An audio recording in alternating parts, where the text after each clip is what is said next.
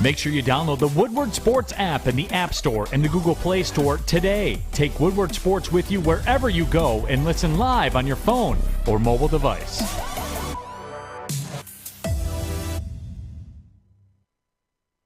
Good morning, everybody. Welcome to the Morning Woodward Show here on the Woodward Sports Network. Thank you all of us. Thank you all for joining us this morning over at woodwardsports.com. We appreciate all of you. We see you in the Woodward Sports chat. Jeff, there's no better way to get a morning started. Typically, I would say my good mornings. I'd go around the room. But the Detroit Pistons tipped off their preseason opener. They did. And you know what, man? I'm not much of a I told you so after one game. We're not doing this. That's it. They're done. It's one preseason See you later. game. I think overreactions. Bunch of idiots. Are probably you should have been in our stream last night. Probably going to happen. It's terrible. Having said that, though. It's terrible. Aidan Hutchinson. Yeah, that's what I thought. That's what I expected. Uber athletic. Arguably the most athletic player on the court at any given time. Yeah. Including any player on the Pistons. Yeah. Not even close. He's the fastest player on the court. His ability in transition, almost unstoppable. I know you're going to get to Corey Joseph. Beef stew. No. You can get to all that. No, I'll let you handle that. I'm just... Jaden Ivey. That is a good, promising start. Yeah, no, I thought he'd take a little longer to get going. No, he looked comfortable. And I think that was the biggest thing that I took from it, too, is Duren, a guy who had, 14 rebounds in 20 minutes. That's what I was looking to see. See, people get it mixed up, and I'm not saying everybody in the chat, but the fans that I dealt with yesterday on our stream, post-game stream at Woodward Pistons from Half Court, you can check that out. Every Pistons game will be streaming. I was told, well, Jeff, Dwayne Casey. Fire Dwayne Casey. Cade is a bum all of a sudden because he had one bad preseason game. Sadiq Bey is a bum because he had one preseason game. When I watched that game, when I turned it on my television, there's a couple things I wanted to see. One, Jaden Ivey, which you just hit on, looked good. Check, got him out of the way. Jalen Duren, how mature, how comfortable does he look? Because there's a lot of talk. Will he spend time in the G League? No, he won't. You got your answer. Killian Hayes. We talk about him having this aggression, being more aggressive, making plays for others. He did that. Check. Isaiah Stewart. Can he stretch the floor? You see it after practice, him working on his shot. How does it translate? Looked pretty good. Check. Like, those are the things I look at. Now, Isaiah Livers, another one. A guy who's going to be playing significant minutes this year, and hopefully you can have him for an entire season. How does he look? He looked good in the summer league. Check. Like, these are the things I looked at. Now, people get frustrated because you lose your first preseason game. If you guys want to die on that hill, that's fine. But for me, it was an enjoyment to watch last night, Adam. And Jaden Ivey, to your point, he looked comfortable. And usually a lot of rookies, you end up struggling, especially when you're a guard and he's sharing the floor at times with Cade. I mean, the guy looked poised. What did you make of Isaiah Stewart, Bagley being on the court at the same time? And then also with Duren? No, yeah, I mean, I liked it. The starting lineup, we'll see. I'm not going to sit here and say that's the starting lineup. I liked it, though. It was nice. I think at times you lack some of that size because last year you at least had Jeremy, who's 6'9", 7'1" wingspan. Bojan is more... He's not there for defense. He's there to shoot the ball. So for me, I'm going to see how that starting lineup. I think it'll change from game to game. In the preseason, they're going to test things. But I liked it. I didn't mind Bagley off the bench. I always thought that was his best fit because if you can get his offense off the bench with Killian Hayes, that's a benefit. So I had no problems, really. I like the rotation. I liked who was playing. We'll see if things get swapped around when they face, I believe, the Pelicans next. But, yeah, I had no problem with it, Adam. They were just trying stuff. Dwayne Casey was out there treating it like a practice. Guys were playing hard. He's just sitting there cheering them on. You know what I liked about the starting People lineup? think it's the NBA Finals. I don't understand. Preseason, idiots. Wake up. Tell them, Fish. Here's what I liked People about are the starting stupid. lineup. You know what it's missing? A legitimate 5. Stewart's not a 5. Can we get over this? Yeah, no, he's at best. He's not a true 5. He's a small ball 5. He's not a rim runner. He is a 4. He's a stretch 4. Yeah. That's what they can build him into. That's what I was saying and last there's nothing night. wrong with that, Yeah. right? Jalen Duren eventually is going to have to be the starting 5. Yeah. He has to be Yeah, there. we agree. Or I think I'm eventually. talking sooner than later this season. Eventually he'll Given, get there. I think rotation dynamics, ability on the court, spacing. Duren, Stewart, you can play at the same time, right? Because Stewart can stay out on the wing. Yeah. He can, be ready for a three-point shot at any moment, just like Bojan. Duren is your traditional center. He's your traditional 5, and that's what you want. I thought last night when they started the game, they were missing a 5. They were missing size, and that's fine. That's fine. That's this what team you have is still Duren growing. for. Right. I'm not too worried there, but I think it just made the Duren pick that much more, I would say, promising. I thought he looked really good. And the people who were saying the Kojo, I want to get there eventually. The Corey Joseph, him playing, guys, he's not going to be playing in the regular season. I don't believe so. Alec Burks was not available. Well, they didn't have Alec Burks. Alec Burks, he's in your rotation. I mean, the guy's a 11, 12-point scorer, 40% three-point shooter. He's playing. And there was 9 players that played last night that are confirmed. That 10th player that you're a little unsure about is Corey Joseph. He played the backup 2-guard, point guard. That's going to be Alec Burks. So for everyone freaking out about Kojo, I don't think it's going to be Kojo in the regular season. He'll be there on the bench, but I think it'll be Alec Burks. And to Honolulu Blue Sparty's question on WoodwardSports.com, Jeff, will Noel start? I wouldn't be surprised, honestly. I would not have an issue with that at all. But like I said, on the Kojo stuff, relax. Relax. Everyone just take a deep breath and understand that this, right now, the product you watched yesterday, all the turnovers. Preseason. It's preseason. Thank you. You should have seen I'm telling you. If Yeah, you were on that stream, it's I wish you over. told me. I would have watched. Off it. the you would've hopped 2023. on. Adam would have been shredding people, but it's okay. Jeff, Who overreacted? it's What did over. they- Yeah, I think we had a stream. everyone who didn't. Yeah, Jeff, we- it's time for 2023. They're done. Nope, me and, they're getting me- 5 wins. me, They're Kool-Aid, done. Can't and, do it and anymore. Sean hopped on a Cade stream sucks. last night. Ivy sucks. The whole team Hold on. sucks. Just can them all. Fire We- Casey Bot. People are stupid. We hopped on a stream Preseason. last night, and we had about 150 people in there. Probably 70 out of the 150, 80 were just like, Cade sucks, Yep. Sadiq sucks, Yep. fire Dwayne, the rotation sucks. I'm like, It's guys. preseason. He said, yeah, I don't The know. Lions went 4-0 in 2008 preseason. What did they do in the regular season? 0-16. Tell him. I mean, just saying. I just love it, man. And you're Preseason playing doesn't against matter. Tom Thibodeau, like one of the best defensive coaches in the league, and you're playing all young guys. I mean, Yeah, I'm not even worried. no, it was fun. Not Like, I think we either. mutually agree, Adam. It was fun Your just job to in the watch them. preseason Just to watch them is to play. look for positives. There you go. Yeah. Look and for then, some things. the negatives that you pick up on, you can start being concerned by late November, mid-December. How about that? We're Right. not doing this. I refuse to engage in this. Anthony Hurley in the WoodwardSports.com chat says, hire Fish for the coach. Fish, what would you do if you were the Detroit Pistons head What coach? would be your rotation, Fish? Like Give me a right starting now? 5. Yep. Give me a starting 5. Well, I'd put Cade in there. Okay. Stewart. Okay. I mean, just testing out different rotations. I'm not too worried. It's I love preseason. Fish. I guess you got to be fired too, Fish, because that's what Fish, Yeah. I hope you know if you were my No. manager of a soccer team or a baseball team or Fired head coach of anything else, I would immediately? fire you. It's fine. you would Alavila your ass. I would fire you. I mean, mid-game. I wouldn't even give you the end. Walk out. I mean, I want to make it. That'd be cool. It'd Fish be are on the done. history books. You're like, Fish, you're done. Get out of here. What'd you think of Victor Wanyama? I actually passed out. I'm going to go watch that game after the Well, show. apparently- to be honest. Wait, you I know he played The game well. ended at 10:30. How do you pass out? He is built much more differently. I was You were than zonked? Chet Holmgren. Yeah. Okay. That was my initial takeaway. He's got more meat on him. He's like 7'4", dude. He's huge. He walks it up the court nonchalantly, can dribble. He is a problem. I can't trust tall, skinny centers. Yeah, the injury thing is can't do always a concern. can't do it. Victor's missed some time in his young career, so but he's a great player. So I'm He's curious. phenomenal. Yeah, Greg great Oden player. was phenomenal. All these players were phenomenal. Can you stay healthy? That'll always be the question. If you're a team this year and you're picking number 1 overall, you watched that kid last night and you're like, yeah, we're taking him, and we just pray to God that it works out. Joel Embiid, he dealt with injuries his first few years. Look did. at him now. He Top did. 10 player in the NBA. Worth the I risk? can't believe Victor hit 7 threes. Oh my God, what are we doing? What people are just. I swear to God, we use this term unicorn.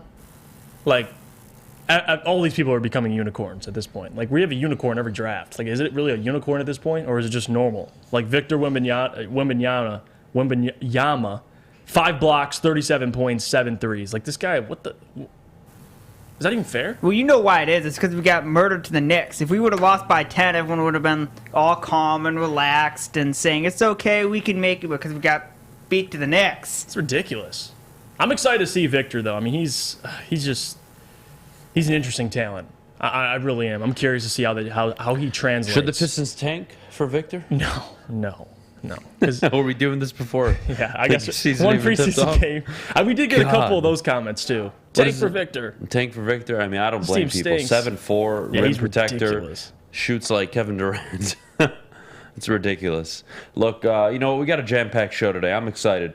Coming up in just a bit, does Brad Holmes need to be held accountable for the Detroit Lions' early season struggles? Should Lions fans be concerned with Aidan Hutchinson?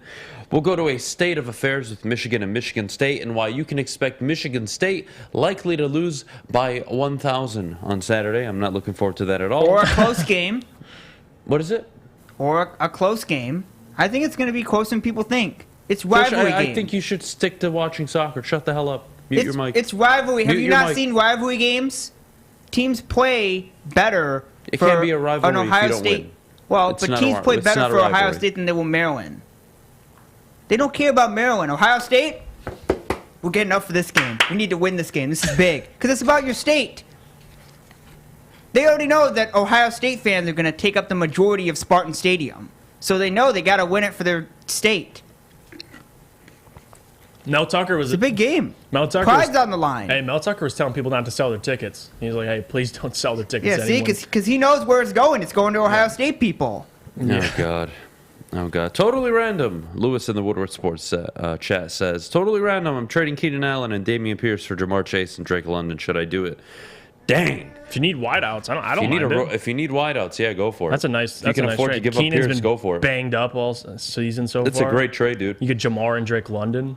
It's a great trade. When we get back, does Brad Holmes need to be held accountable? That and much more. But before we do, Jeff, our good friends over at Odds Trader. Odds Trader is the #1 site for your game day bets, play-by-play updates, live scores, and the best price on every game from multiple sports books. If you're watching the Pistons game last night, the Knicks, I believe, were -4.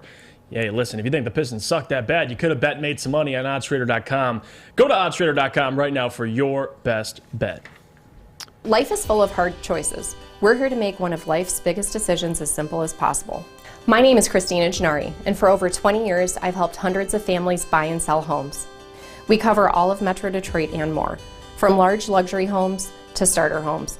We will work hard to make sure that you get the home of your dreams. So if you're in the market today or even thinking about buying or selling in the future, make the obvious choice. Christina Gennari, the obvious choice in real estate. Visit us at soldchristina.com today. 3 NBA championships. Detroit fans were there. 11 Stanley Cups. Detroit fans were there. 4 World Series wins. Detroit fans were there. And that one Lions playoff win in 1991? Yeah, Detroit fans were there. Woodward Sports, where the fans are. Get your customized approach to weight loss. Think of all the ways that weight affects your health mentally, emotionally, spiritually, and physically. Custom Health Centers is blessed to have had over 20,000 success stories. It's been their honor to help many professional athletes lose weight and improve their overall quality of life and health. People like Detroit Lion Eddie Murray and Detroit Piston Rick Mahorn and so many others. Start losing weight today and call Dr. Jason at Custom Health Centers at 844-789-8446. That's 844-789-8446. Ooh. What's up, Jeff? What's going on, baby? How you doing this morning? Just, sad about the season for the Pistons. Relax. Because it's over. Jesus Christ. On to 2023, Jeff. I'm joking. We didn't even get to the season I yet. know. Give me time. I'm I dealing love- with the Lions at the moment. I love Pistons fans. Don't make me even laugh, ruin the man. basketball season for me right now. People in the WoodwardSports.com chat are pretty normal. I don't see anybody saying the season's over. But Well, there's we got a good educated fan base. people that watch Good the fan show. base here. Having said that, Because there's only a few of those Fish, people. shut the hell up. Mute your mic. I don't want to hear cool. another word out of Great you. talk. Fish is preaching facts, though. Put it in the chat, 313-552-6322. That's the number. For the next half hour, I want to hear from you. Does Brad Holmes need to be held more accountable for the Lions' early season struggles. And then at 8:30, we'll take calls on should and are you concerned with Aidan Hutchinson's performances through the first 4 weeks of the season. Jeff, let's start with Brad Holmes. Does he need to be held more accountable? And does he deserve more flack than what he's getting? And is Aaron Glenn getting too much and Brad Holmes not enough? No. And I'll explain why. The reason why is because if you look at what Brad Holmes has done so far, look at what he's done in free agency. Hasn't been able to spend any money. You sign DJ Chark, you extend Charles Harris. It's these small moves. He goes out in the draft. If you want to get frustrated because of the players he's drafted, Levi Ozarike is not available. Josh Pascal will be back in 2 to 3 weeks. Okay, that's fine. You can be frustrated. But to say he hasn't done enough, what was he supposed to do? I mean, honestly, I get in the offseason, like Braylon brings up Miles Jack, which I'm with him. Miles Jack would have been a great addition. Why would Miles Jack come here? Why would Miles Jack, what would you have to, and look what Pittsburgh had to pay him. He goes to Pittsburgh. They suck, but he didn't know that going there. He thought Pittsburgh would be better. But the Lions, what was Brad Holmes supposed to do? I'm willing to give him this upcoming offseason where they have a lot of money available to spend on free agents. That was the plan, I think, all along for Brad, is, hey, we're going to spend minimal money this offseason. We're going to wait till offseason, wait till more money opens up, and then we'll go out and sign all these players. Right now, you have assets on your team, and he's like, all right, we're going to roll out with it and see what these coaches can do. Clearly, it's not working out. I don't think it's all on Brad. The last 2 drafts, he's found multiple starters. Do you want him to hit on 100% of his draft picks? I'm sorry. That's not how it works. He's done everything he can to bring in talent. A Penei Sewell, Aidan, Jameson will be coming back eventually. Josh Pascal will be coming back eventually. You have guys playing like Kirby Joseph, Malcolm Rodriguez, even Chase Lucas ready to play if needed. I'm not going to sit here and give Brad Holmes all the flack. Listen, 15, okay, so Luke Fields in the chat, I want to address this too. 15 players drafted, how many starters we have from that? Well, let's look at quality of players. That's probably what I'll look at. So far, the jury's not out on Aidan. We don't really know how good he can be. Kirby, those guys, it's still very early for those guys. But overall, let's look last year. You found a starter in Ali McNeil. You found a starter clearly in Penei Sewell. You found a starter in Amon Ra. Even this year, you found a starter in Malcolm Rodriguez. Like, these are guys he's finding, where he's finding them as well. Chase Lucas, 7th-round pick. I think he might have a chance to play in the future. So I'm not going to sit here and overreact. They're fine. Honestly, Adam, this upcoming offseason, Brad's going to have a ton of money to spend. Then I'll judge him for who he signs. But until he spends money, I'm not going to sit here and say Brad Holmes hasn't done enough. He's not. The plan was never to spend money until next year when you have all the money available. So I'm not going to overreact.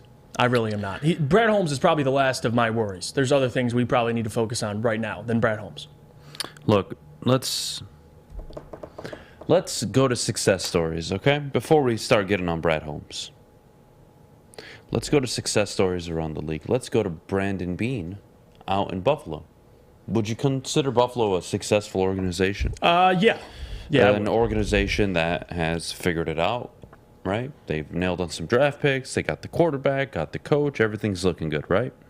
In 2017, Brandon Beane took over a 7-9 football team. His first year with McDermott, they go 9-7. They lose in the wild card. Followed up with a 6-10 season, and then 10-6, 13-3, 11-6, and now they are 3-1. See, it didn't take very long for a GM and a head coach in place to turn things around in Buffalo. Now, Adam, what did he walk in 2017? Well, Josh Allen wasn't there, guys. In 2017, they drafted Tre'Davious White, Zay Jones, Deion Dawkins, and Matt Milano.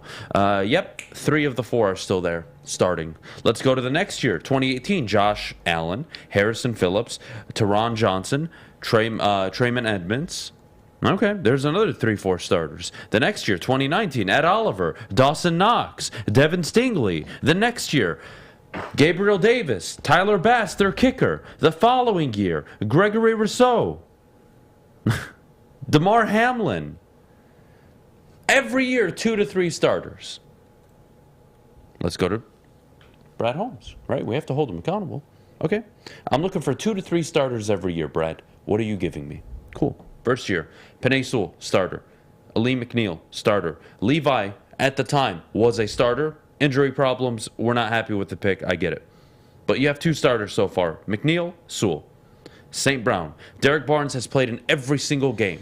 the Detroit Lions have played. Whether since he's been great or not, he's still playing. He's giving you games. He's played Yeah. 21 games of 21. This season, this past draft, Aidan Hutchinson, a starter. Jamison Williams, when he comes back, you all agree to this, he will be a starter. Kirby Joseph now is a starter. Malcolm Rodriguez is your starting linebacker. Chase Lucas is now fighting for positions in the secondary. That is only 2 draft classes. Now, Adam, well, look what the Bills did, right? They were 9-7, 6-10, and then boom, they went on a run: 10-6, 13-1, 11-6. All right, guys. Why? Why is Sean McDermott able to take over a losing team, along with Brandon Beane, and make the wild card their first year with no Josh Allen? Think about that. The Buffalo Bills made the wild card in 2017 with no Josh Allen. Right. 2018, they draft rookie Josh Allen. They go 6-10. The following year, 10 wins. And then the third year of Josh Allen, they win the division, 13-3. So you're saying give more time to Brad Holmes? I am telling you, identify what I'm trying to tell you here. Are you picking up on it or not? I know it makes you uncomfortable. You want to point to Brad Holmes. I have given you 2 or 3 starters in each of my draft classes. I've done my job. As a GM, I've done my job. Now, let's also keep in mind, my job as a GM also was to fix the books that were left, which were awful. So much dead cap space, so many awful contracts, and I slowly but surely got rid of all of them. And now the Lions have one of the best salary cap situations in the NFL, where they will be able to spend in the upcoming offseason. But hey, Buffalo were able to figure it out. Why not Detroit? Oh, wait. Sean McDermott. He's a good coach, isn't he? He's figured it out, right? 9-7, 6-10, 10-7, or 10-6, 13-3. You don't want to hear it this morning. You don't. You don't want to hear, oh, Adam, it's not Dan Campbell. He's biting kneecaps. I know he's biting kneecaps. He's biting his own kneecaps. You don't want to have the conversation. That's fine. It makes you uncomfortable. That's fine. I want to hear you, the people. What do you think? Because I don't think this is a Brad Holmes issue. And deep down, I know you know. But it hurts to admit that the guy in charge at the moment of this football team on the field may not be the right guy. And that is very scary. It's very uncomfortable, given you had Caldwell, who I think, look, the reality is, as much as I don't revere him as many do, I still think he was a good coach. You went from that to awful Patricia. And now you're staring down the barrel of, what do I have in Dan Campbell? A team that fights hard? They play hard? That's great. Let's go to Perry out in Garden City. Perry, you're on the Morning Woodward Show. Does Brad Holmes deserve more criticism? I think Brad Holmes does deserve a little bit more criticism. I like Brad Holmes. You know what I'm saying? I think he's the best GM that we've seen, and I'm 47, best GM that I've seen in Detroit Lions history, you know what I'm saying, since I've been watching the team. But you got to kind of give him the heat, man, for drafting players with these injury issues that cannot help the team immediately. I agree that when J-Mo comes back, going to be an absolutely dynamic player. But this offense is already on track. The offense is like tops in the league, man, top 2. You know what I'm saying? So what else more can you expect to see?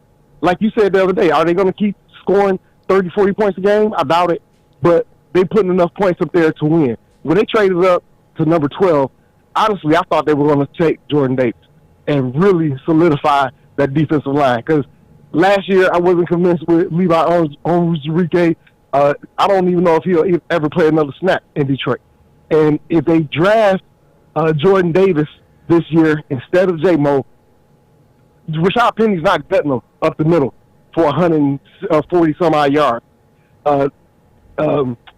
Cook is not gutting them up the middle like he did in Minnesota. They're at least 2-2, if not 3-1. Because I believe that he would have helped them be able to get the stops. He would have made the linebackers look better.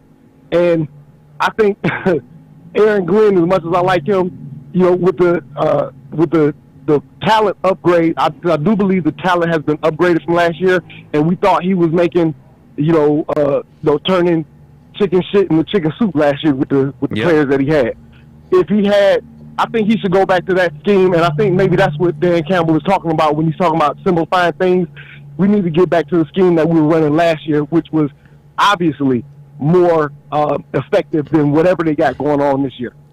And that's the concerning part is you added talent, and you somehow are worse on defense. And not just worse, historically worse.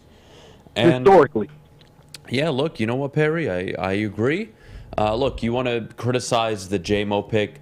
He's not on the field, right? If I tell you Jamison Williams in 2 years is a top 10 wide receiver, I think everybody is probably pretty happy, right? But the reality is you took I believe it.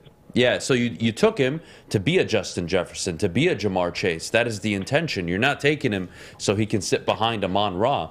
Amon-Ra, even going into the year, the conversation was not, can he be a 1? It's, man, he's a really good 2. When the Lions find a number 1 on the team, boy, this offense is going to take off. Well, clearly they don't need it, and clearly Amon-Ra looks really good. Yes, right now they need interior help. Yes, right now they need more help on defense. But so that was a luxury pick that they didn't really have a luxury to take this year. Well, that's all I'm saying. Everybody knew last year that I didn't think it was a luxury, though, Perry, because you need wide receivers to win in the NFL. We all know this. It's become one of the most important positions. 7-8 years ago, we're having a different conversation. We're laughing at the fact that you need wide receivers. Now, in today's NFL, you need that guy. And look, it just so happens that a 4th-round pick, St. Brown, is slowly developing into one. It's unbelievable, but the reality is, I can't look at Brad Holmes, even with that pick, and say, hey, Brad, not enough. You haven't given this coaching staff enough. Why? Why is it never enough for the coaches? Why can't the coaches get more out of the players? The coaches, I put the majority of the blame on the coaches. And this year in particular, Aaron Glenn. I don't know whose idea it was to switch the scheme up, but they need to get back to more what they were doing last year because everybody was much more effective. I'm kind of concerned about Aidan Hutchinson because even the 3-sack game that he had against Washington, I didn't think it was really that overly impressive because he was still over pursuing. If Carson Wentz hadn't gone full Carson Wentz, he backed into 2 of the sacks. The only play that I really give credit to Hutchinson was the loop where he came around and shot up the middle and got that sack. But the other 2 was just like a byproduct. Remember when Ziggy had the 12-sack season, but nobody was really that impressed because we was watching the games? That's really kind of what we're looking at, man. And the dude is like just being swallowed up by the blocks. Nobody's shedding any blocks. But if you got Jordan Davis in there clogging up the middle, that's automatic double team, and he's going to help everybody out. He would elevate the play of everybody on that defense, man. Look, you know what, Perry, I appreciate the call. Hell of a job. You're more than welcome back anytime. We appreciate it, man. You have a good rest of your morning. Thanks, Perry. You too, man. He made great points. I'm not saying it's a caller right there. Yeah, and it's nothing to go against what he said. I think the overall point for me is I have to wait and see for J-Mo. I'm not going to sit here and say, because I get the overreactions come out. Lions are 1-3 now. We should have done this. We should have done this. I mean, you can't not imagine that Brad Holmes would assume Pascal would be here to help eventually and would fill that role that you expect Jordan Davis to fill. But I'm going to read you his first 2 draft classes. Okay. Brandon Beane, 2017. Tre'Davious White. It's pretty good. Deion Dawkins. He plays. Matt Milano. And he's a key part of their defense. Okay. Next year, Josh Allen. Trayman Edmonds. No, those are good players. Good players, right? Cool. Moving on to the 3rd year. Ed Oliver. It's a good player. Devin Singletary. Mm-hmm. Dawson Knox. 2 to 3 starters every year. You're only in the 2nd draft class, 2nd vision of what Brad Holmes is building. But the coaching somehow in those 2 years can win 15 games. And then in the 3rd year, they win 10. I'm not asking for much. I think we're starting to forget a little bit. Am I very angry that you should be a 3-1 football team and you're not? Yeah, I am. But that's on coaching to me. It's very frustrating. But what was the end goal this year? 7 games. 7 games granted without context, Jeff. Because context always matters. But the reality is, even if Pascal doesn't see the field and he's a bust, you've pulled 6-7 starters through 2 draft classes. If you polled Max Crosby in the 4th round, would you really care if Aidan Hutchinson busted? Does that make sense, Jeff? If you drafted a Max Crosby in the 4th round, right, would you care that the 1st round, number 2 overall pick in 3 years didn't work out? No. No, that's not the situation here. But the point I'm making is find good players. He's done a decent job of that so far. I think he's done a damn good job, actually. You have an all-pro tackle. You have a Pro Bowl wide receiver. You have a starting linebacker. You have potentially starting secondary players. Oh, and there's a wide receiver who could be a top 10 wide receiver, along with, a pass rusher, who could be very good. And we want to have a conversation about, Brad Holmes has failed to assemble this team properly for Dan Campbell. How about Dan Campbell, Mr. Kneecap, Mr. Venti? How about he coaches up the players? How about you do your job? Because I have a GM that's doing his job. And until Brad Holmes makes 2 marquee decisions, I find it incredibly irresponsible to even bring him up in a conversation. Actually, 3. Head coach, quarterback. When he makes decisions there, then we can start talking about him being on the clock. The 3rd one is free agency. And so far, I would say he's been very responsible. And this upcoming offseason, you'll be able to spend money and bring in a few players. But that doesn't give your coaching staff an excuse not to coach up the team and make them better. It's 8:33. Let's take a quick break. When we get back, I want to continue the conversation with all of you. I want to take more callers. Should Brad Holmes be held more accountable? Then we'll get to Aidan Hutchinson at 8:45. Michigan State football top of the hour coming up in just a bit. But before we go, I got to tell you about Planet Fitness. Home of the judgment-free zone. $0 down, $10 a month is the best way for you to get started by visiting one of their many Metro Detroit locations or checking them out at planetfitness.com. Your fitness is essential. Make sure you're taking both your mental and physical health very seriously. 30, 45 minutes a day is all you need to stay in shape. Check out Planet Fitness. At work and at home, we're there with smarter security solutions. Featuring complete automation with customized alerts and more. For over 90 years, we've been the company that's been counted on to protect what matters most, all with personalized service and care. Right now, for a limited time, receive a free video device plus free installation with a new home system. Guardian Alarm. We protect Michigan. When you need apparel, there's only one place to go. Big Frog in Novi. With no setup fees, no artwork fees, no minimum, and a 24-hour turnaround, you can have your whole team outfitted in no time. Embroidery, direct-to-garment, vinyl, and screen printing, Big Frog has it all in all the styles you want. So whether it's a sports team, fundraiser, school event, or corporate needs, Big Frog is your one-stop destination. Visit bigfrog.com/Novi or call 844-4-BIG-FROG. Woodward Avenue, the first paved road in America. Woodward Sports, the first sports network born in Detroit and made for Detroit. Join the Pepper Club at Chili Peppers Tanning. You'll get all the best deals, plus they will be all competitors by $5. Chili Peppers has the hottest bulbs, the hottest deals, and the darkest tans, 26 locations, and more on the way. Chili Peppers, Dan? All right, let's go to the people. 313-552-6322. It's pinned at the top of the Woodward Sports chat. David, you're on the morning show this morning. David, good morning. What do you got, buddy? Jeff, good morning. How are you guys? Good morning, brother. How are you? I'm doing good. I'm living. That's all you can ask for. So, yeah. So, I wouldn't say that you have to put all the blame on Brad Holmes because he's like the best GM that Detroit has had so far. But some of the picks, how you gonna draft somebody knowing that they're injured or their injury history when you could try to get a player that's not injured? The Jameson Williams. I like the pick. No, Detroit needs a receiver. No, that can take the top off the defenses.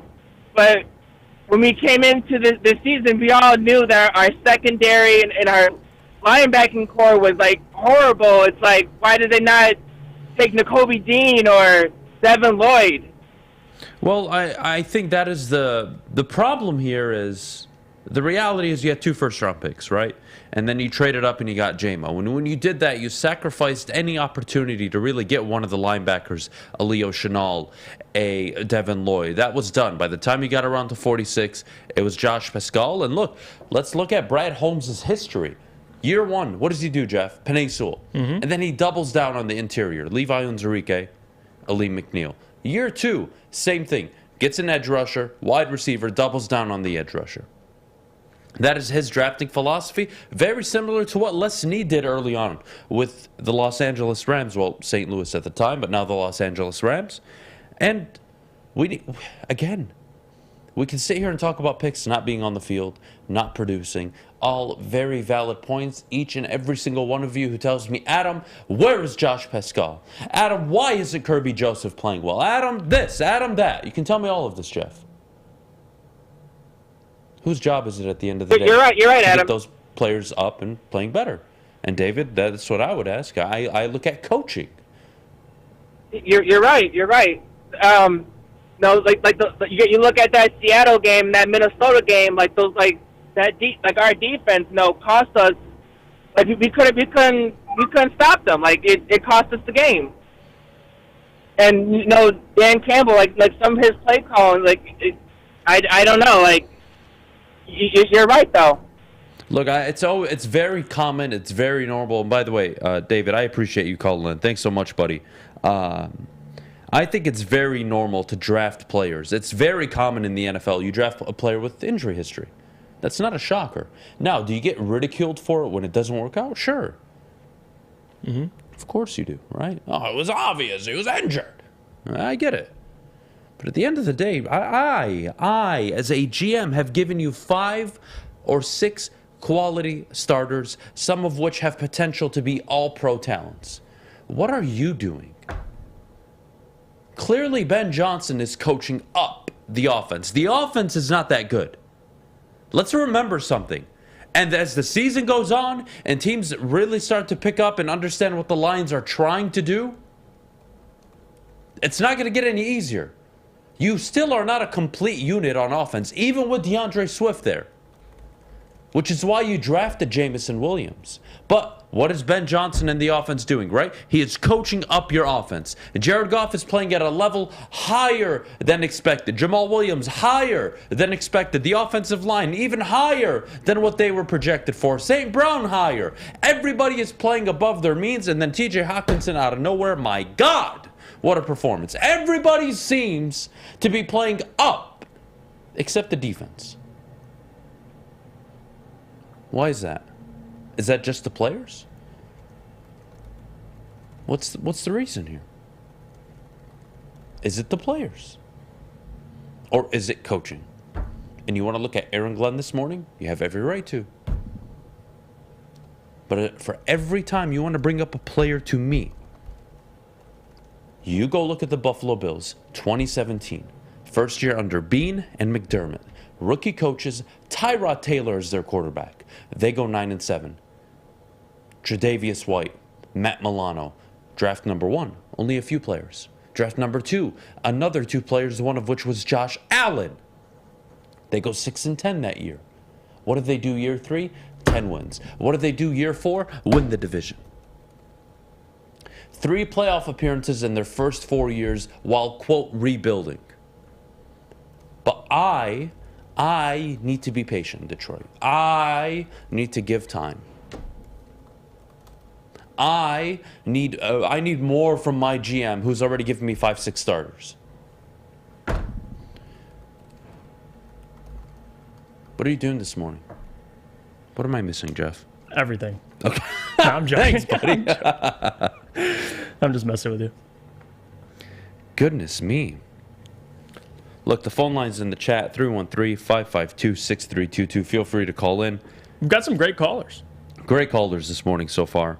Let's see. I do want to go to the Woodward Sports chat. Let's read off a few comments going on in here. Lose Sunday, go to 1-4 in the bye week. The next is 2 weeks. I'm looking at 1-4. Fans will jump off the cliff, says Don Burr. Yeah, you know what? We're going to have the conversation tomorrow and Friday about what the reality is on Sunday.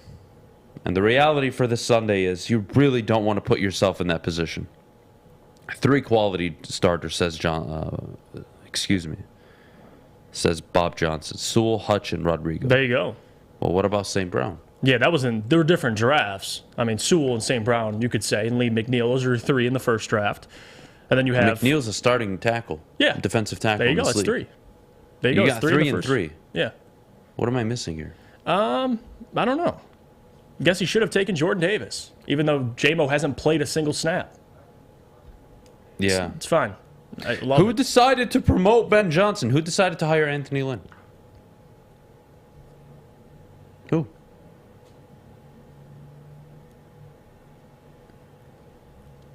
You guys are funny. Yeah.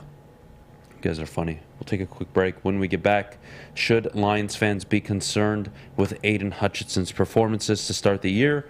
Through 4 games. We'll definitely get to that. We'll take callers. We want your opinion. Call in with questions as well. Feel free. 313-552-6322. That and so much more coming up in a bit. But before we do, Jeff, our good friends over at Big Frog. Guys, let me tell you about our friends at Big Frog, because for a limited time only, you can get a free, yes, I said it, a free Woodward Sports t-shirt all month long at Big Frog in Novi. Just go over there, tell them we sent you, and they will print one out for you on the spot. Go to Big Frog in Novi today, or you can get your t-shirt or other things from Big Frog online at bigfrog.com/Novi. For a limited time only, all new burgers and loaded fries at Big Boy. It's not a Slim Jim, it's the Big Jim. The chili cheese is such a tease. Guess what else is new? The bacon blue. How about upgrading those fries? Chili cheese fries, baked potato fries, nacho fries, what will it be? Satisfy those taste buds at Big Boy. My name is Lee. I've lost 35 pounds on the Custom Health Center program. So the 3 biggest benefits that I've gotten from this program has been I'm not snoring anymore, I have a lot of energy, it's great, and oh, by the way, look at this. No, I'm just kidding. No, I'm just kidding. Call us at 844-789-THIN or visit CustomHealthCenters.com for a free consultation and get started for as little as $5 a day. The only sports network in Detroit that starts with a W. You know, because we win. Woodward Sports, Detroit's winning sports network. All right, 8:44. A beautiful Wednesday morning. Weather's pretty nice outside, actually. Yeah. I can get used to this fall weather. Perfect. I don't mind it at all. I hope Michigan doesn't tease us with only 3 weeks of fall this year like they did last year, but, you know, enjoy it while it's here. 8:45 now. Should Detroit Lions fans be concerned with Aidan Hutchinson? The call number is pinned in the Woodward Sports chat, 313-552-6322. Let's go out to Bryant out in Portland. Bryant, what do you got this morning, buddy? Adam, as a Spartan fan and a Lion fan, I just want to know, who do you want to take out to the Hollows and hang more, Scotty Hazelton or Aaron Glenn? Yeah, at this point, it's got to be Hazelton. I mean, I think they're the same person, though. Can I just kill both? Why are you going to make me pick? We can kill both. We can kill both. I think there's some comparisons, though, between the two as far as on the defense. Just a complete lack of talent and lack of coaching. I think there's kind of a mix between the both. We're seeing in Michigan State trying with the transfer portal, and then the Lions, with the one-year deals. They're trying to patch it in, but it's just complete lack of talent, lack of coaching. So that's what we're seeing on the defense. Yeah, that's what kills me, Brian, is, hey, when is coaching just going to elevate, right? Ben Johnson elevated the entire offense, right? Everybody's playing better. Everybody looks good. Everybody knows where they're supposed to be. Everybody knows how to execute. I'm not asking for much. And again, we talk about Sunday's game, just one punt. That's one all. punt. That's it. But, as if like we're asking for a top 5, top 10 defense. We're not. We know it needs more talent. We know the linebackers aren't the best. We know the secondary players are shaky. We know the pass rush isn't good enough. You can't get one punt? Come on. Instead of 32, can we have like 28 maybe? 27? I mean. Right. And then that's the same with Michigan State. I mean, you make a guy in Minnesota, Tanner Morgan, look like a Heisman candidate. So. Jeez. I mean, what's happened to Michigan State this year? You know, I'm probably the scapegoat. It's probably my fault for picking them, to be honest with you. So I apologize on behalf of... Yeah, you cursed them. I'm blaming you for that one. Appreciate the call, buddy. You have a good rest of your day, man. Yeah, you as well. Take it easy, guys. Yep. Take it easy. Oh, God. Man. It's funny, man. Yeah, look... Hazelton, Glenn, doesn't matter who. The reality is, when are you going to do your job, right? Right. I've done my job. And how many players have we seen leave town and go and perform elsewhere? Like, let's remember that. How many players that we gave up on that went elsewhere and were either serviceable or even played at a Pro Bowl level? Whether you like the decision or not, doesn't matter. Did they develop your players? Put them in the right positions. Avoid making the big mistakes. Right. And you should be able to compete. And the Lions can't even do that right now. Let's go out to Jersey. Billy, you're on the Morning Woodward Show. Hey, Adam. Hey, Jeff. Great show. Just kind of trying to look ahead of the Lions' schedule, next 4 games. Kind of seeing what you guys are thinking the next 4 games are going to look like. That'll give us a bigger sample size, 8 games. Last year we were 0-8. Kind of seeing where you guys see the next 4 games looking like for the Lions. Well, you've got New England right on the road. You've failed so far under Dan Campbell during his entire time to win a road game. You have 2 of them coming up, I believe. On the road to New England, out of the bye, on the road to Dallas, home to Miami, home to Green Bay. These next 4 games are all very losable games, especially with your defense. And that is concerning. It's concerning, and look, I wish I could tell you I'm confident that they will find a way to go 2-2 in these 4 games. I'm looking at one but win. Your 1-3 is me being 1-3. nice Yeah. at the moment. All right, Tua, is he going to play? You're home to Miami. You're home to Green Bay. Do you have a chance there? On the road to Dallas, their pass rush is legit. Jared Goff will not be comfortable in that game. And then you're going up against Bill Belichick on Sunday. I brought this up last Friday, Billy, and I said, you're staring down the barrel of 1-3 or 2-2. And if you could somehow find a way to beat one of the easier teams on your schedule in Seattle, you would allow yourself to have hiccups, allow yourself to make a few mistakes throughout the year. But they're now 1-3. They're already 3-point underdogs going into Foxborough. These next 4 games, you're going to learn a lot about the fan base and their confidence in your head coach. Yeah, so 2-2 is a outside possibility at this point, putting us at 3-5. After those 8 games, we got Chicago, winnable game, and the Giants, although they have a decent record, it's a winnable game. Right. I would agree. So I think 3-5. Last year 0-8. I think our defense is 32nd. Can't get any worse than 32nd. Still playing one score games. I think getting to 3-5 would be big for this team. I would be impressed. I would be impressed. I would. Yeah, if you were to tell me 3-5. Thanks for your take, guys. We appreciate it, Billy. Appreciate you, man, for calling. Appreciate you. If you tell me 3-5, and the context is they win on Foxborough, and then they steal a game against Green Bay, all right, not bad, right? We're slightly on track here, but that doesn't negate the fact that you should be a 3-1 football team, right? And we just let that go under the rug because it wasn't part of our expectations going into the year, Adam. Joke. If you go 2-2, you're 3-5. Like now, it doesn't look as, sad. Look, you take it by quadrants. Right now, you're on your first 1 and quadrant. 3. You're 1-3. You're on pace to win 4 games. You win 2 games in the next 4. You play in 4 good teams. All right, that's impressive. Well done. I got to tip And my then you play the cap Bears off. and Giants after but that. we have so much context I know, to it's go a lot. over, right? Dude, what if they blow 2 more games Right. in that 2-2 stretch? The problem is that you're going to sit up here and say Dan beats Belichick on the road. I mean, He hasn't beaten anybody on the road. Well, he can't beat me on the road right now. So what does that matter? So do I have confidence? No, but we'll see. We'll see. Oh, man. Let's go to the Woodward Sports chat. You could be historically worse than 32nd. Look, the reality is they are the 32nd ranked defense, but they are historically bad.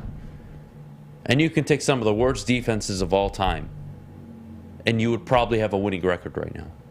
That's how bad this version of this defense is. They gave up way too many points to Philly. Controlled Washington for the first half. Blew a lead late to Minnesota. Gave up the farm against Seattle. Very frustrating. Jeff, should we be concerned with Aidan Hutchinson, though? No. No. And I get No? why people would be frustrated with some of his performances, but overall, what...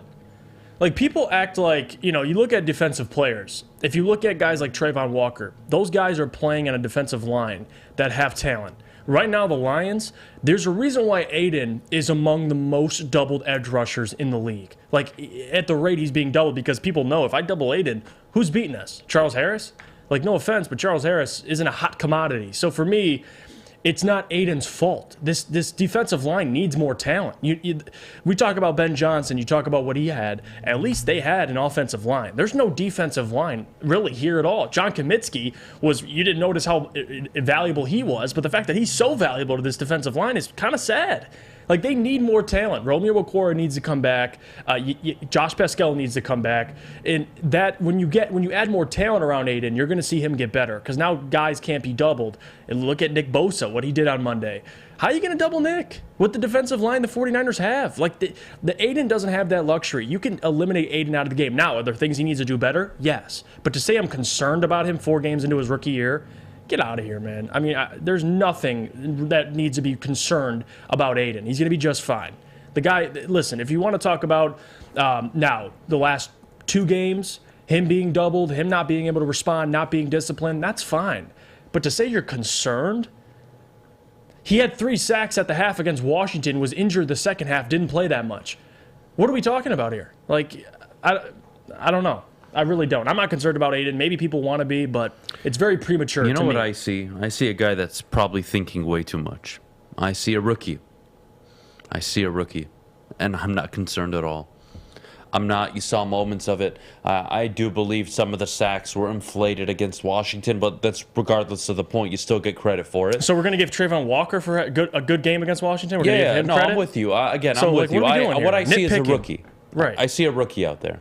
I see a rookie being the only legitimate threat on the defensive line to any opposing offense. And he's not doing a good job in his one-on-one matchups either, right? So as much as I can pull the double team card, he also isn't winning his matchups. And he's making mistakes, and he's over-pursuing.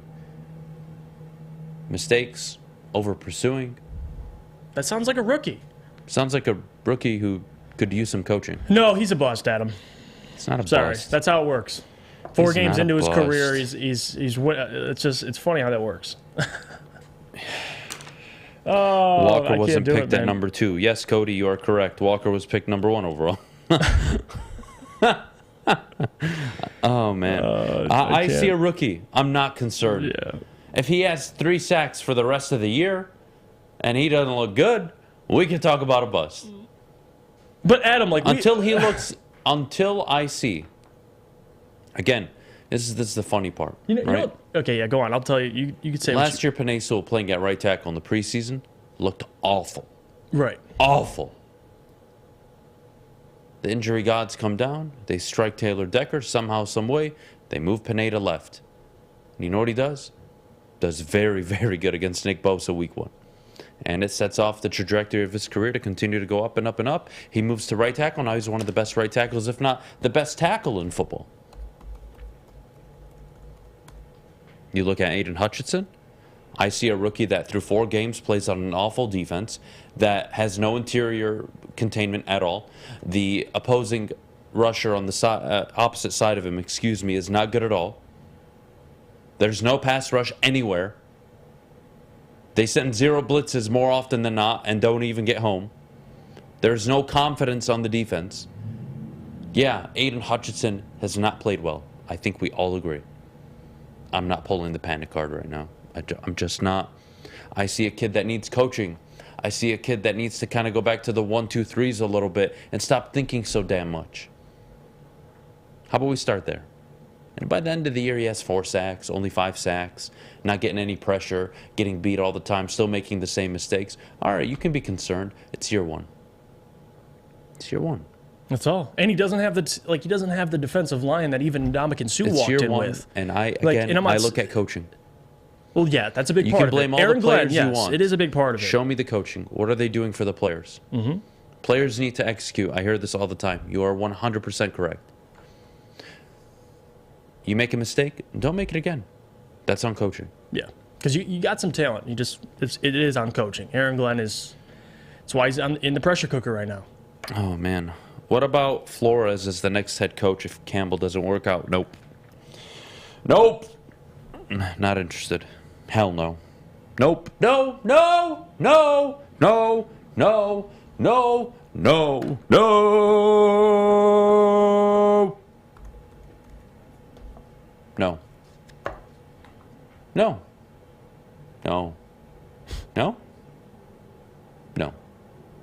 No to Brian Flores. No to any defensive coordinator for head coach. The NFL is trending towards offense. That's where I would like to be. I would like it to be under Dan Campbell. So how about we don't go there yet?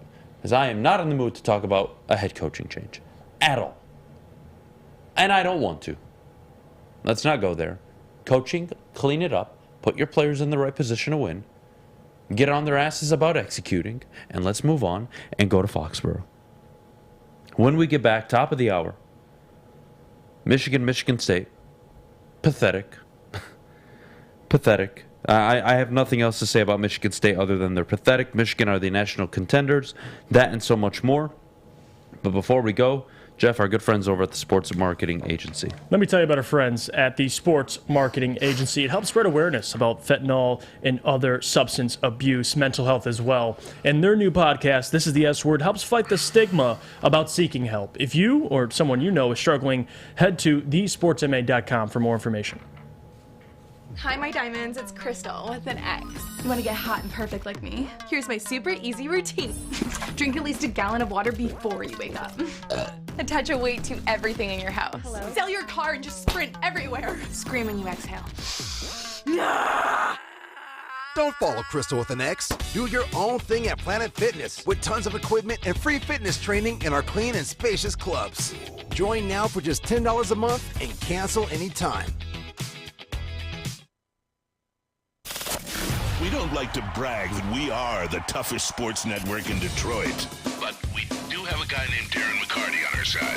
Lemieux and McCarty, who've had a good knockdown drag up. There they go, right on the whistle. They were talking to one another. Woodward Sports.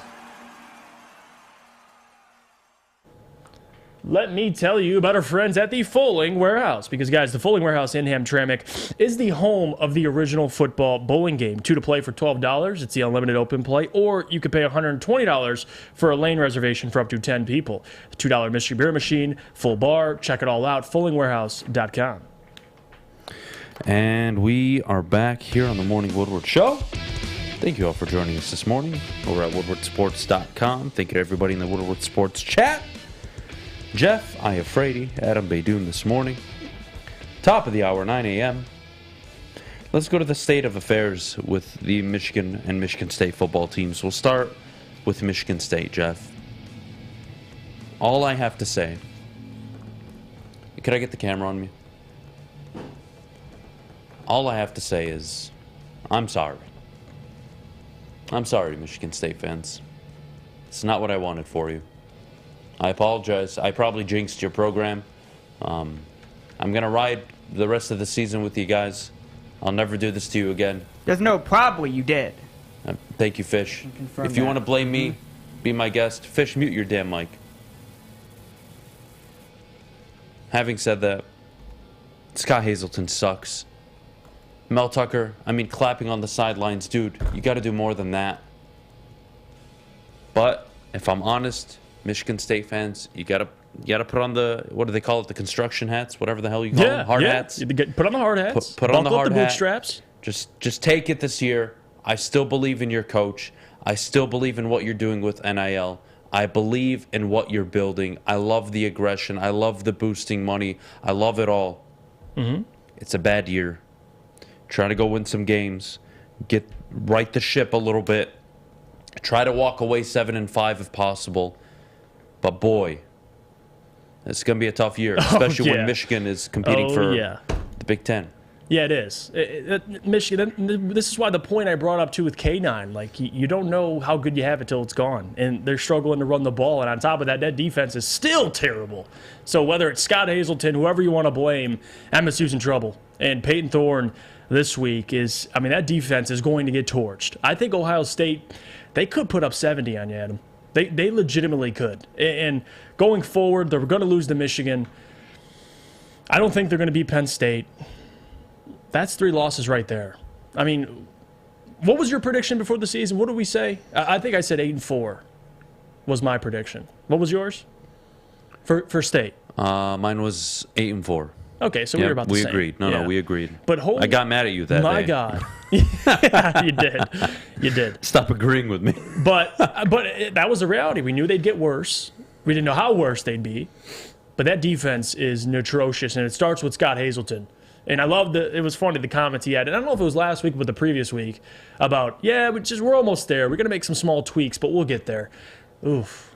You're far from there, buddy. It doesn't look like you just need one tweak. Honestly. Where do I go here? Look, the reality is they have a lot of work to do, and that's just it. That's all I can say about Michigan State. Having said that, Michigan, Ryan Armani,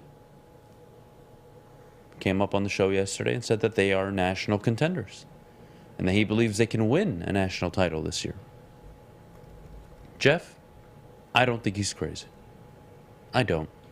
Defense looks pretty solid. I do have a few concerns with their run defense. But the reality is Michigan and Ohio State probably should be undefeated going into the final game of the year. And I'm not doing I don't think Michigan can beat Ohio State thing because, they did it last year. And the offensive line is just as good, if not better. And the run game is just as good, if not better. And the quarterback is better, and the receivers are better. Michigan have the tools. They have the pieces. I'm just curious about the defensive line. That's the only thing. I'm curious to see what they look like because in big games, that defensive line stepped up. And we'll see against Ohio State at the end of the year. But if they have the defensive line, Adam, because they look like they're get to the quarterback by group effort, they have some studs. I like Mike Morris a lot. But if they can get to the quarterback, if you can pressure C.J. Stroud, Adam, this team is I would say even scarier than last year. It's just defensively. Because offensively, no doubt, they're better. Quarterback, you have Ronnie Bell back. Blake Corum and Donovan Edwards, that change of pace. You have Donovan who can catch the ball at the backfield, play slot receiver. Michigan, it's not even just about Michigan. It's about the rest of the college football itself. Like, look at Georgia, Alabama. These teams have taken a slight step back anyway. So those teams have taken a slight step back. Michigan's taken a step forward. I like their chances this year. I don't know. I'm not going to sit here and say they're going to win the national championship, but I think they can make the college football playoff. Let's talk about the quarterback a little bit. 5 games. They're 5-0. How many interceptions would you have told me he would have thrown if he started all 5 games? Who? J.J. McCarthy. If he started all 5? Yeah. Before the season, yeah. I'd probably say, a couple, maybe 2, 3. Okay. Because I knew he was accurate. Well, he's at 0. Yeah, he's at 0. And I was told he turns the ball over way too much. Doesn't throw a single interception. And he went on the road in Iowa and didn't make a single mistake. Yes, he missed a few deep balls. But once those deep balls become successful plays that they can run and take teams over the top, this is an offense that is totally complete. He's missing that touch right now in the deep ball, but that's about it. Yeah, he's got Outside of that, he's been very good. Exceptional at throwing to the sidelines. Makes plays when his team needs it. The touchdown pass to, God, who was it? Was it Blake Corum or Donovan Edwards? It was Donovan Edwards. That is not a touchdown with Cade McNamara. It's not. He takes a sack.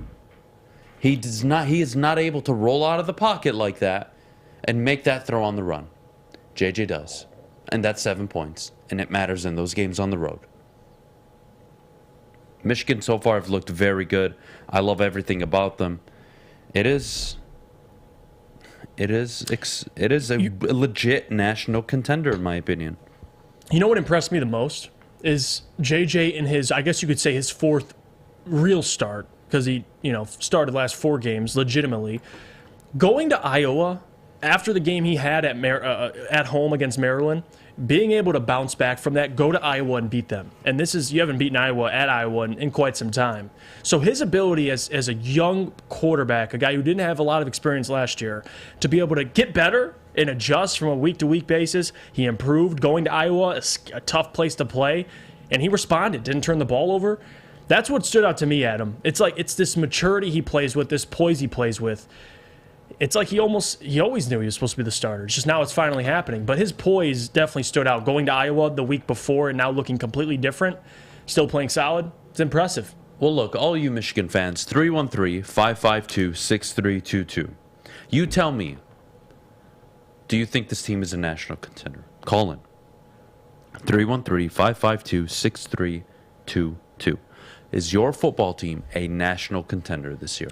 I believe so. Yeah, I do too. I think they have a Heisman candidate on there in Blake Corum too. Absolutely. They keep winning, and he keeps putting up these numbers. It's been ridiculous what he's been doing. And then you look at Michigan State fans. Right. Call in. 313-552-6322. Have an honest conversation with me. I think we all expected a drop-off from 11 wins last year. Did you expect it to be a 6-6 or 5-7 season? I don't think so. 7-5, you could have convinced me. I thought 8-4. It's looking like 6-6, 7-5 if you could just go on a run. Mm-hmm. Where are you at with Mel Tucker and where this rebuild is going? I want to hear from all of you. Before we get to you all, I want to go to Steve. Steve in Waterford. He's been waiting a little bit. Steve, how you doing this morning? Hey, Adam and Jeff. How you doing? How you doing, man? Good. How are you? Hey, good. Adam, I want to say thank you, man, for being honest about the Detroit Lions. I mean, you're good, man. You are so good. And here's the thing, Adam, and this is what frustrates me, Adam. I'm sorry, but when my grandpa and I watch the Lions, my grandpa asks me, Steve, why are the Lions so bad right now? I'm like, Grandpa, I don't have any answers. Only Brad Holmes has the answers, Look at... Yeah. I'm kind of at a loss for words at the moment. Yeah, the Lions, man. I mean, that's good luck. You got to write an essay and explain why they're bad. I mean, I don't think it's this deep-rooted, they're cursed. I don't believe in that at all. No. I brought up the Bills back in 2017. I don't think they are either. I don't think they are either, Adam. And see, and here's the thing. People ask me, well, Steve, Jared Goff played really well. And I'm like, well, you got to play four quarters.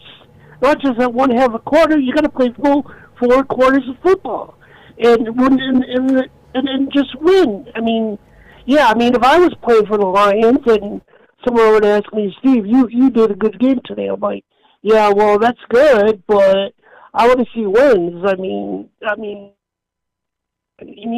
Adam, you know what I'm saying? Yeah, no, I get it. I get it. Look, I appreciate the call, Steve. Hell of a job. Look, the reality is for Lions fans moving forward, you're just going to have to suck it up a little bit and start raising expectations. That's it. That sounded just like Sean. That's what I was kind of trying to tell you while he was talking. Yeah, I know. That sounded just like Sean Murphy. Yeah, he kind of did. But on top Call of that, Sean Murphy. Think about it. Lions have the number 1 offense, last in the league defensively. You can't make this stuff up. You can't. Oh, no. Let's see if he answers. Imagine if it's actually him. It has to be him. It sounded just like Sean. It did sound like Fish, him. mute your mic. It's all staticky. I don't want to hear you. Acting like he's asleep right now. It sounded just like Sean Murphy. I'm sitting here trying not to die. Steve called in with a legitimate issue. A legitimate issue? He was... All right. All right. He was speaking some facts. He was preaching about Jared Goff, saying about the Lions. And, yeah. Listen, have you ever gotten to that point where you just wanted to cry as a fan? Honestly. The closest I've gotten, I mean, there's been some times, obviously, the Lions playoff game against Dallas, but there's other things that factored in that game other than the PI. But the closest I've gotten since then was probably that Seattle loss. Really? Yeah, like this. I don't know why I was so sold in my head on we're beating them. When I saw how it played out, we didn't get a single stop. I remember just sitting there Sunday, barely talked to anybody, just chilling. And then Monday, it was still lingering, like this, like you want to know what loss killed me? Unhappiness. It was still lingering. You know what loss killed me and my father? And it's not even my fault because I wasn't even like overly like committed. It was Matt Patricia's first game. Oh. The pick six, Lions up 7-0. I am screaming at my dad. Dad, we have a defense. Dad. And he looks at me and says, son, sit down. Watch. I'm like, okay, Dad, whatever. I'm a teenager at the time. And what happens? What happens?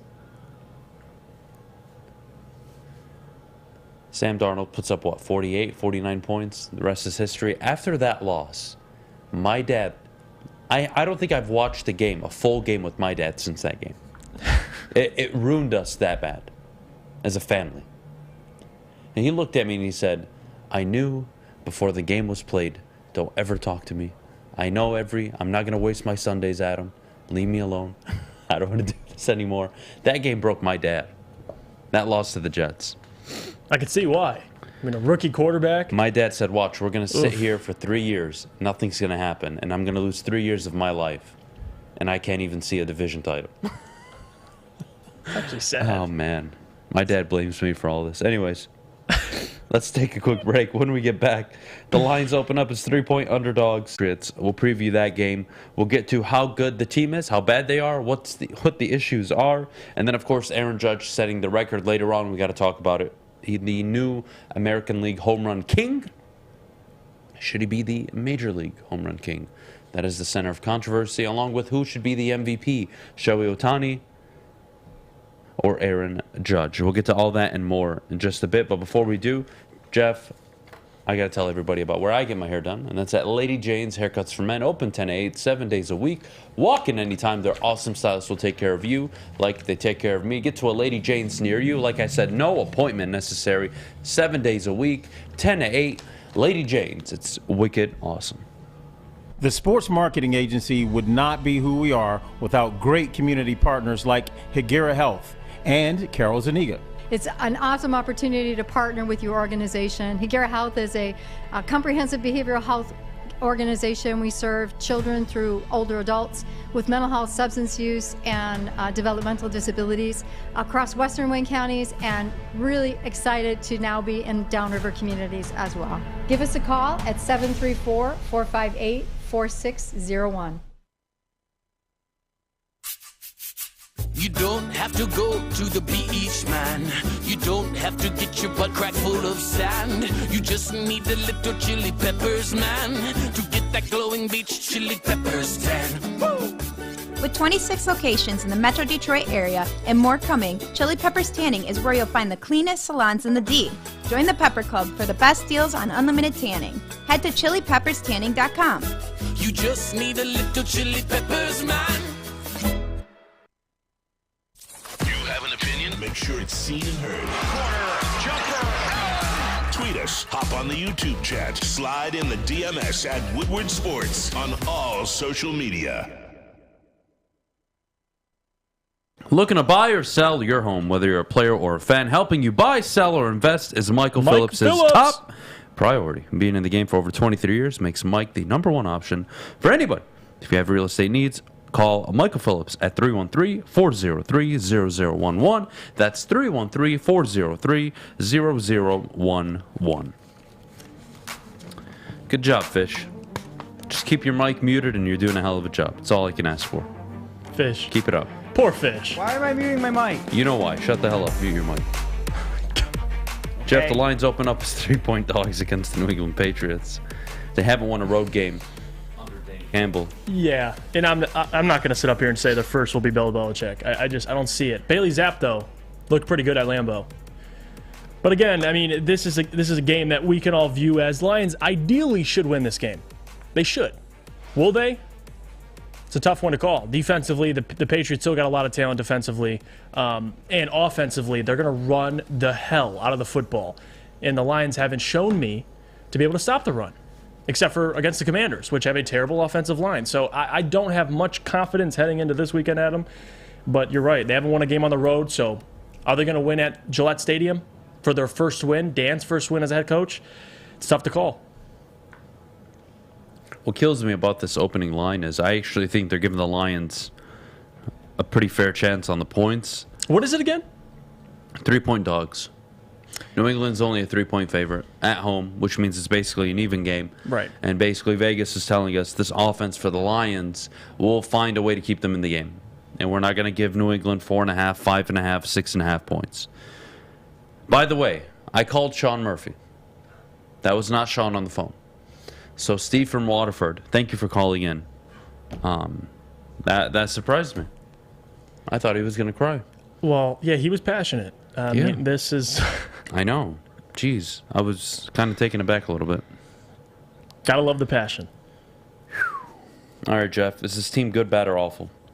I think right now they're just bad.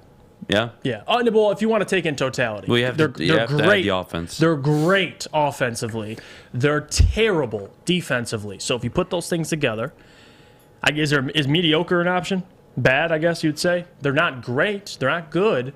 They can be if defensively they can get one stop against the Seattle Seahawks. If so, you're 2-2, and we're probably having a different conversation. But right now, they're just bad until they prove me otherwise. Offensively, they can compete with any team in the league, but that defense concerns me. It really does. And right now, until proven otherwise, they're just bad. I think they're awful. Oh, okay. You have to be you can't put up 45 points and lose. You can't. Yeah, good teams don't do that.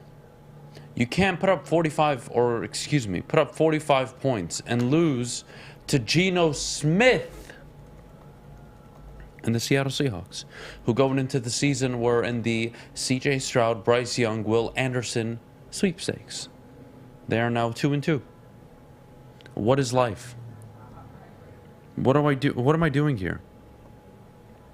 The phone lines are open 313-552-6322. The Detroit Lions opening up as 3-point dogs. I think we both agree they've not been good at all this year. But it's also, that's a lie. Because I could argue they've played very good football at times. They played 3-1 football, but they're not 3-1. Offensively, they have. Excuse me. And the fact that you're in this position, Jeff, drives me nuts, dude. Yeah. Because like I said, I don't think you're awful. But your defense is awful. It's historically awful. Right. Your coaching has been pathetic. I haven't seen any changes. Seemed to me at Washington at halftime, Washington figured out something, and Detroit kind of just relied on the offense to win the game. And they kind of relied on the offense to keep them in the game in the third game, and then the fourth game, and yada, yada, yada. What are you going to do against Bill Belichick and the Patriots? And look, we can laugh at Matt Patricia and the offense. Yeah, okay, fine. You shouldn't give up more than 23, 24 this week. You shouldn't. If you do, heads are rolling, man. And I brought up the ultimatum on Monday. Hey, Aaron Glenn, you can't figure it out against Matt Patricia and that offense? Don't bother flying back home. It's that simple, Jeff. Yeah, they scored 24. They scored 24 against the Packers at Lambeau. At home against the Lions, they might score 30. I mean, I would not be surprised. So a lot of it is pressure on the offense. And we've talked about this. Like, how much pressure is on the offense to not only perform every game, but perform to the level that a number one offense has to perform. It's a lot of pressure on this offense. And, you know, you're going to have Amon-Ra maybe, but he'll be a little banged up. You don't have DeAndre Swift next week. I think they could still produce, but you're playing against a defense that's tough. And not only that, on top of that, that offense isn't no slouch either. They're not very great, but against the Lions, every offense looks good. So I'm not going to sit here and say the Patriots don't have any receivers. They have a 6th-round quarterback, Bailey Zapp. Bailey Zapp didn't look too bad. And he looked pretty good against that Packers defense. Packers got a lot of talent. So I'm not going to say, you know, defense will have a bounce-back game, because I haven't seen that. There's nothing to tell me the defense is going to bounce back. Bounce back from what? Sucking? Yeah. They'll suck How about less. get a stop? Just get I one think stop. if they suck less, they have a chance to win. Let's go to Trey. Trey from Michigan. What do you got for us this morning, buddy? Here on the morning show. Just more of the same stuff, man. When I defend somebody too, I'm not trying to give them a pass because everybody's responsible. I mean, I didn't play in the NFL, but as a former player in general, I know that when you lose as a team. That's from the top down. And my biggest thing is the analogy that a shitty diet with a good multivitamin is still a shitty diet. So, I mean, it doesn't. Granted, Aaron Glenn is definitely a part of the issue, but at the same time, I think he's getting a little bit too much heat compared to distributing that amongst him and the players. Because, I mean, you could have the best coordinator in the world, but at the end of the day, if the players don't go out and do the thing on the field, it's not going to matter, Yeah, look, I mean, to be honest with you, what I see is a coaching issue. You want to bring up talent. I think that's fair, but I brought up the Bills example earlier. You stack draft classes, man. You're going to have a good team. I don't think anybody's doubting the players that Holmes will bring in over the next 2, 3, 4 years. The problem is, when are we going to coach up as individuals? My responsibility as a coach. I know Ben Johnson is. So why is it okay for Ben Johnson to work with less and get more? But I have to be a little more patient with Aaron Glenn, who, again, showed really good signs last year, keeping the team in games they had no business being in, and suddenly got more talent, more healthy, and are somehow worse. Right. No, I agree with that. I'm not, like I said, I'm not trying to necessarily defend him from his actions. It's just hard for me to put it all on him or put too much on him. You know what I mean? Because I see certain plays. Like for example, Aidan Hutchinson, especially since Don Comiskey went down, has been pretty much absent. And one of the biggest things that I've noticed with him this year is a lot of times with his over pursuit, he's got his face down on the ground and he's running right past people. And I know that can be just his nature with him being just an aggressive player. He wants to go, but at the end of the day, you can tell that player as much as you want. And I know that might not be the best example because he's one of the better players, I guess you could say. But at the same time, I mean, it comes down to fundamentals. And if you're not looking up and making your read, and by the time you're finally looking up, the running back's already, 10 yards down the field. And just watching the line get washed down the field, they just, especially was a Minnesota game, I just watched their offensive line just put that defensive line wherever they wanted it to in the run game. They wanted to run it right, they just washed the line down to the left. Look, I mean, this team last season, right, this defense gave up 467 points in 17 games. They're on pace to give up more than that in 12 games this year. That is...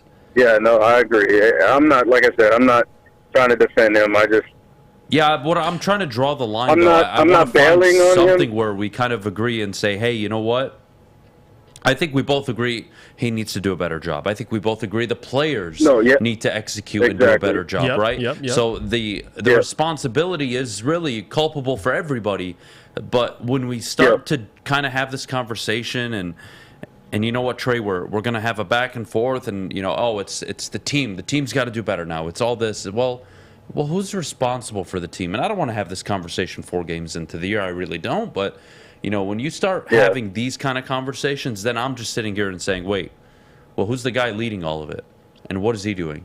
Yeah. And that is concerning to me. I don't think they're a 1-3 team. I think 2-2 at worst. They should be 3-1, but they somehow they just find ways to lose games, and they've never won a road game under Dan Campbell. So I'm not sure what your confidence level going into New England is, Trey.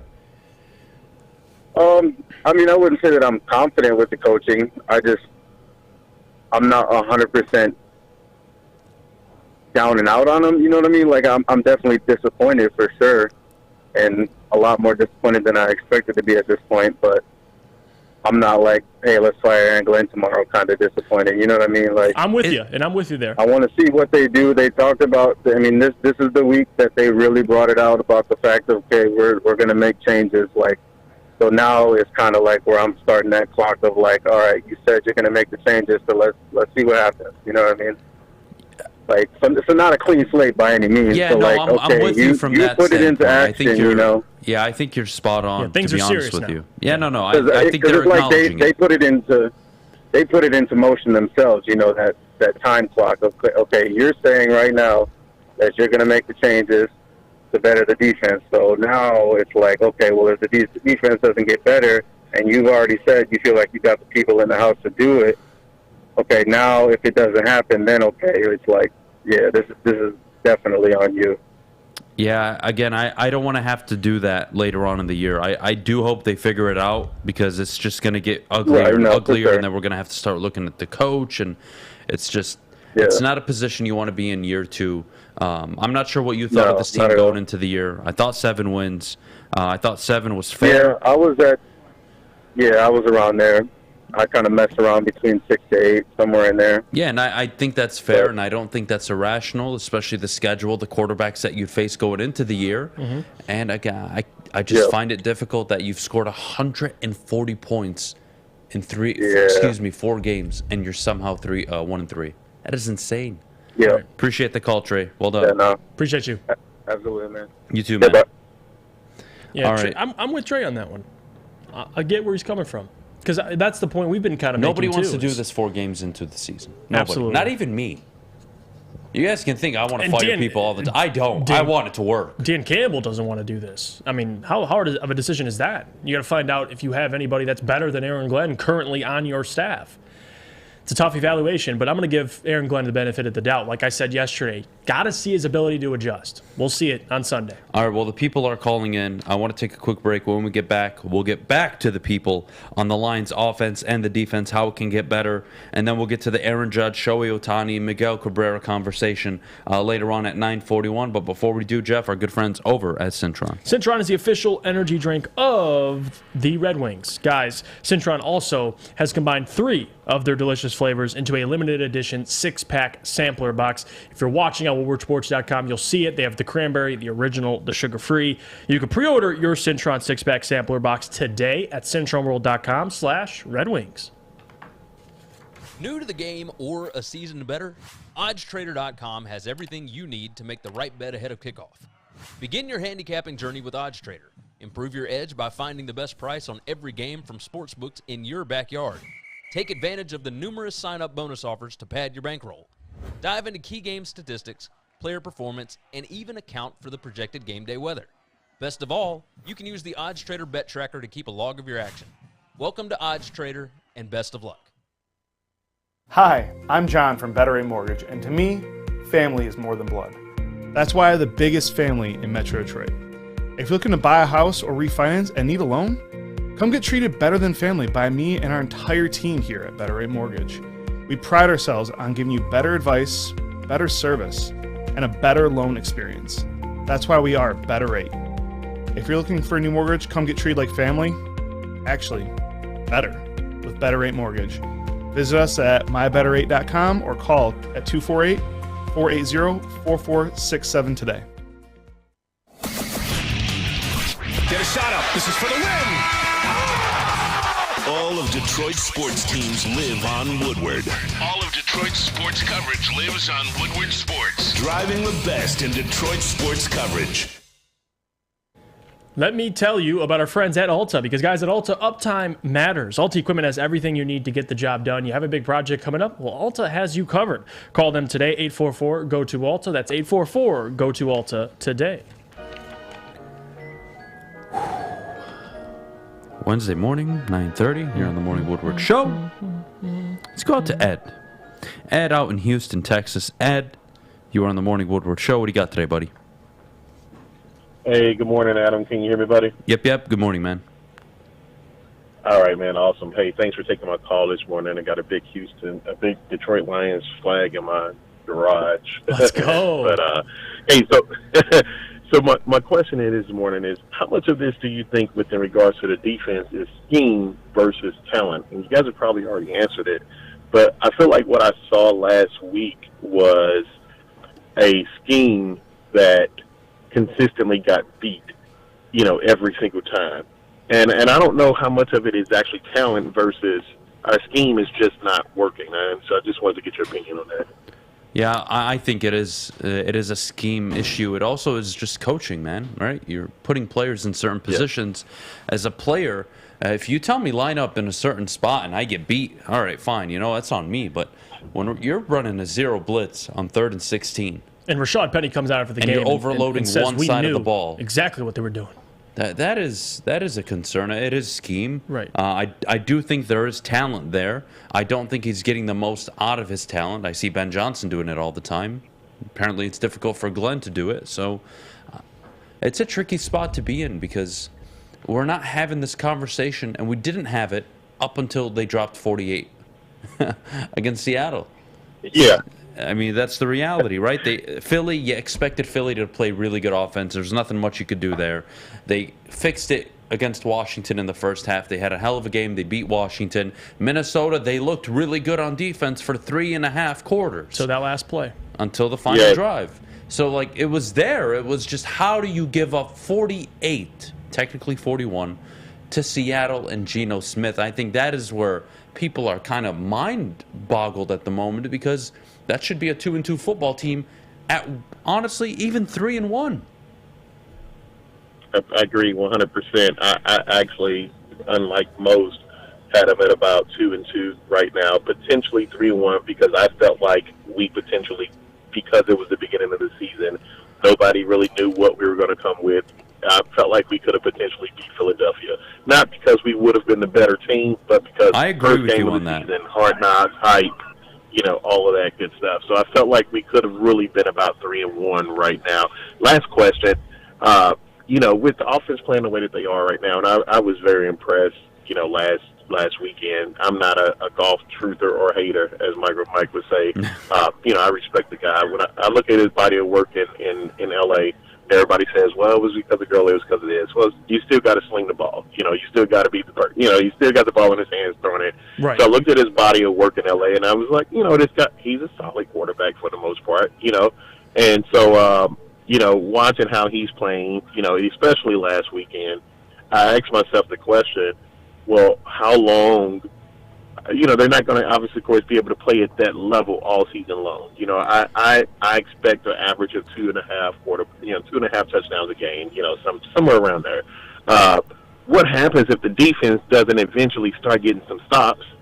And when the offense can't perform at that high level consistently every single game, does the blame start switching to? Okay, well, the offense, golf could play better, because we've seen that happen before. So I don't know. What's your thoughts on that, Well, that was the narrative, too, last year, is, hey, if this offense could score more points, the record would be tremendously better. But I'm with you. I don't think this offense can keep up what they're doing now. But Jared Goff said it best in his press conference, and he had an interview on 97.1 when he said, there's going to be games where we do need our defense. They're going to score 23, 24, whatever it is. Defense is going to have to show up. But to your question, if the defense doesn't show up, they're in trouble. I think that's kind of the bottom line, because unless this offense can score upwards of 30-plus a game, it's tough to argue they could be, you're facing Miami in a couple weeks. You got Green Bay. Eventually you're going to face Jacksonville. These are teams that could put up a 30-piece on you. So I'm with you. If the defense doesn't turn it around, they're in trouble. And that's the reality of it.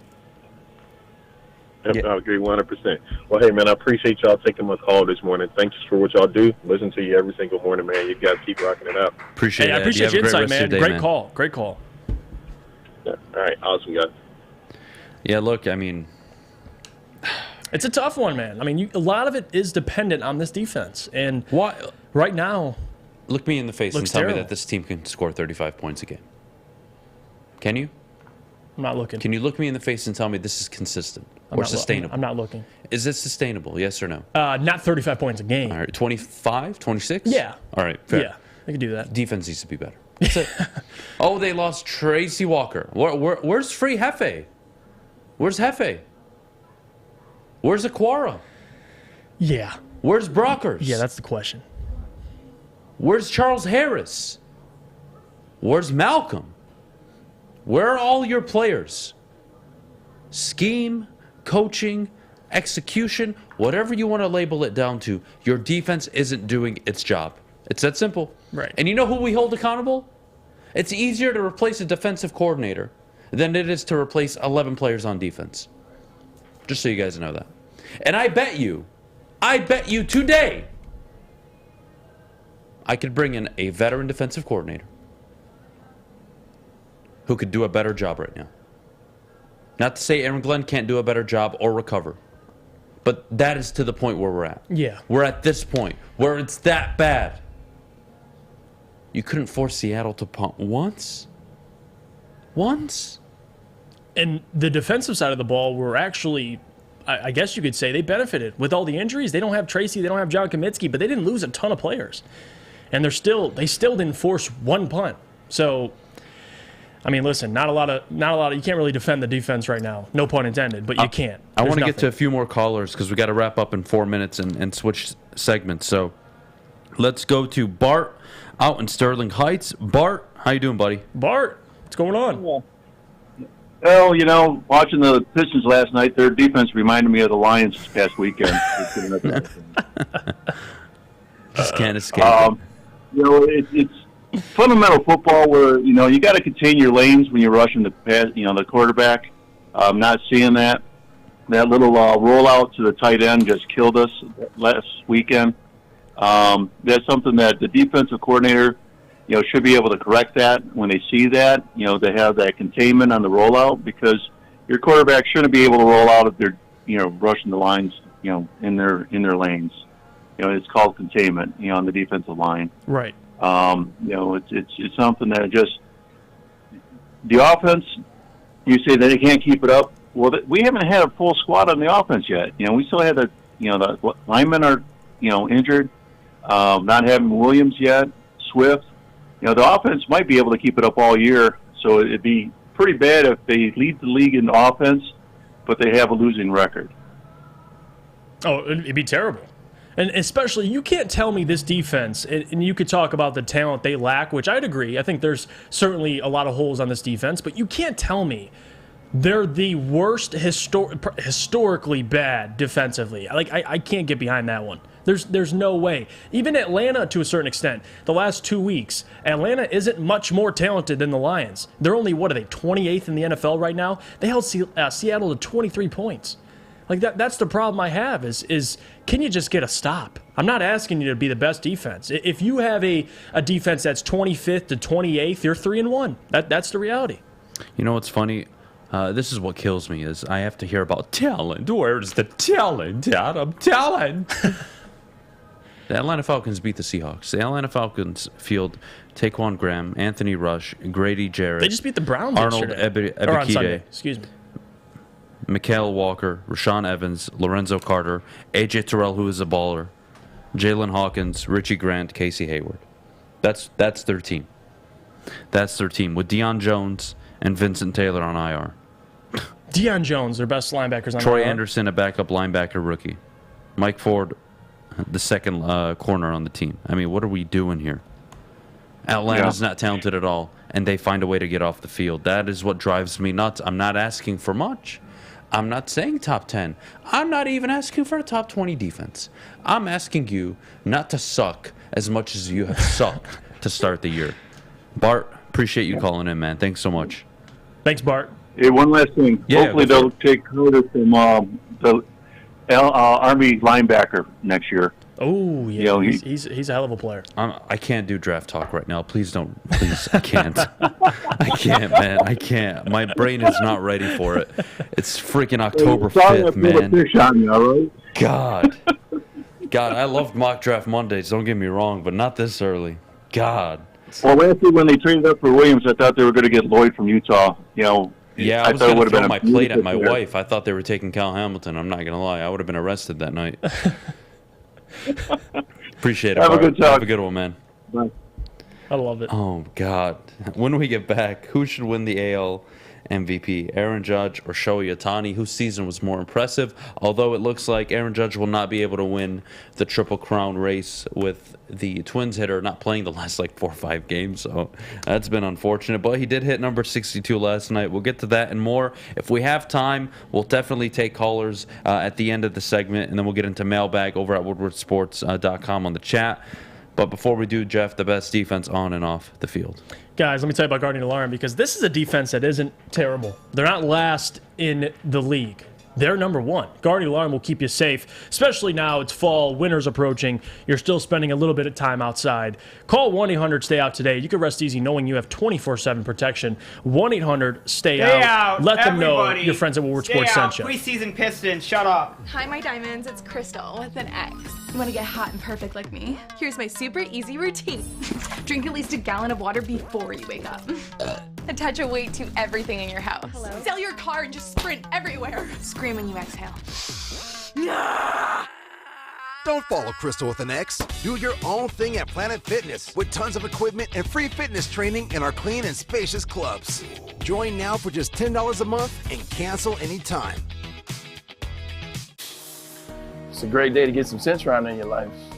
Okay. There it is. Centron, here we go. Gotta grab the cranberry.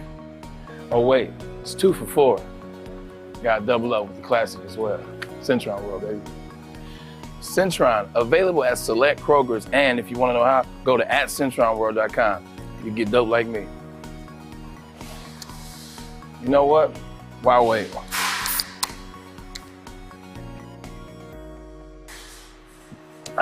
Great taste, guaranteed.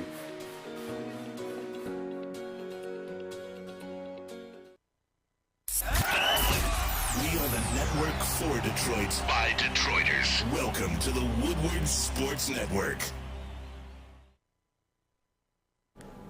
Time to talk about Swiss. Now, I'm not talking about Turkey and Swiss. Swiss Insurance Group. Mark and his awesome team at Swiss Insurance want to remind you that September is National Life Insurance Awareness Month. Swiss can help save you money on home and auto, resulting in no additional out-of-pocket for your life insurance needs. Reach out to the team at Swiss Insurance Group. Their experts will provide you with financial peace of mind if the unexpected happens.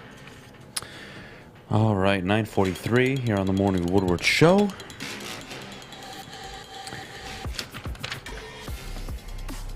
It is very difficult for me to have this conversation because I do think both are equally deserving of the award. Aaron Judge, the home run king now in the American League, in some eyes in all of baseball, even though I don't agree with that statement, but still, understand clean, not clean, whatever. Leading 4 of the 5 major categories for all hitters. Aaron Judge has had nothing short of an exceptional season. Mm-hmm. And you know what? Any other year, he's probably the MVP. But after I soaked in the record, now that it's official, and he hit number 62, if I were to give a vote, I wish I could vote them both to give the award. In my opinion, if there was ever a year to split the award, it was this year. But Shohei Ohtani's the MVP. On a percentage scale of 50.001 to 49.999999999, whatever it comes out to. That's how close it is. Fractions of a decimal difference. And it's tough for me. But Ohtani, 35 home runs, 95 RBIs, while at the same time 213 strikeouts, 2.35 ERA, and 27 starts. 15-8. He can win the Cy Young and all the batting. It is ridiculous. And then you go to Judge. That's a hell of a and case. It's 62 dingers. It's the 170 plus hits. Right. It's batting over 305. The best team in the AL East. You know, it's. I wish the award could go to both, but it can't. And I'm sorry, just because what Ohtani is doing is special and, we've seen it now, doesn't make what he's doing this year even more impressive. Last year, the batting, his hitting, was what got him the MVP. This year, he's done both. Kills me, because I think Judge does deserve it. But Ohtani's the MVP. Put up a poll. I would love to hear others' thoughts on Woodward this. Sports Chat poll. Alex. Who's your MVP? Who's the MVP? Aaron Judge or Shohei Ohtani? And this kills me. It really does. 62 home runs. Passes Roger Maris last night. By the way, the guy who caught it, the ball is projected at least worth $2 million.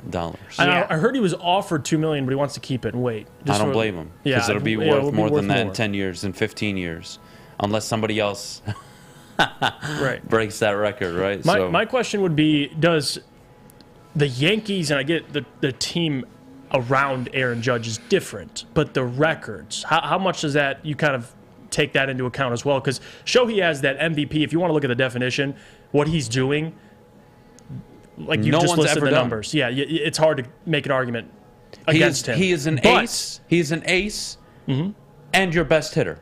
But Judge, on the other hand, one of the best teams in baseball, and he's doing what he's doing. Yeah, look, I mean, that's the one thing you can point out. Ohtani plays for the Angels. They suck.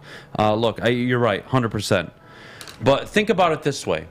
Judge has a win above replacement. His WAR is 10.4 on the team with the best record in the AL. Is that correct? No, Houston has the best record in the AL. But they have like 97, 98 wins, whatever it is. They're almost a 100-win team. His wins above replacement is 10.4. Ohtani with the Angels, who suck. Right. You know what his wins above replacement is? 9.7. Ooh. 9.7. It might have gone down since, but it's damn close. And you know what? It's higher than Miggy's Triple Crown year, both of them. Miggy's was only 7.4 its Triple Crown year. That's the crazy thing. Again, Judge deserves it. It's not about does he not deserve it, did he not do enough. He did everything you can ask a player to do. Last year, Vladimir Guerrero Jr., my God, the season he had. Didn't win an MVP. Why? Shohei Ohtani. Sorry, Ohtani is doing something special. Because of his impact. And he's somehow better than he was his MVP season last year. 35 home runs, 95 RBIs, 15 wins, 200-plus strikeouts, and ERA under sub 2.5. And I love this comment on WoodwardSports.com. Save Gamehenge. If it was the most valuable hitter, Judge wins. Player, got to give it to Shohei. You're getting a starting pit, an ace, and you're basically your 3-4 hole hitter. I mean, that is... And he's given you, 40 home runs so far? I mean, it's ridiculous. It's got to be Shohei Ohtani. When we get back, we'll go to Mailbag. We'll answer all of your questions in the Woodward Sports chat. That and so much more coming up. But before we do, Jeff, our good friends over at Big Boy. Guys, Big Boy is here, and we were there a couple weeks ago filming our remote show. But on top of that, you got to go check out the all-new burgers and loaded fries. It's not just the Slim Jim, by the way. It's the Big Jim. They have the chili cheeseburger, and on top of that, the bacon blue. How about upgrading those fries, by the way? Chili cheese fries, baked potato fries, and nacho fries. You can get everything, and you can satisfy those taste buds at Big Boy. Fellas, let's be honest. We like things to be easy. We like simple stuff, like sports 7 days a week. We like things uncomplicated, like Lady Jane's Haircuts for Men. Open 10 to 8, 7 days a week. Walk in anytime. Sign in, sit down, watch your favorite team play, and before you know it, your hair will be game ready. Open 10 to 8, 7 days a week. Walk in anytime. Lady Jane's Haircuts for Men. It's wicked awesome. 3 NBA championships. Detroit fans were there. 11 Stanley Cups. Detroit fans were there. 4 World Series wins. Detroit fans were there. And that one Lions playoff win in 1991. Yeah, Detroit fans were there. Woodward Sports, where the fans are.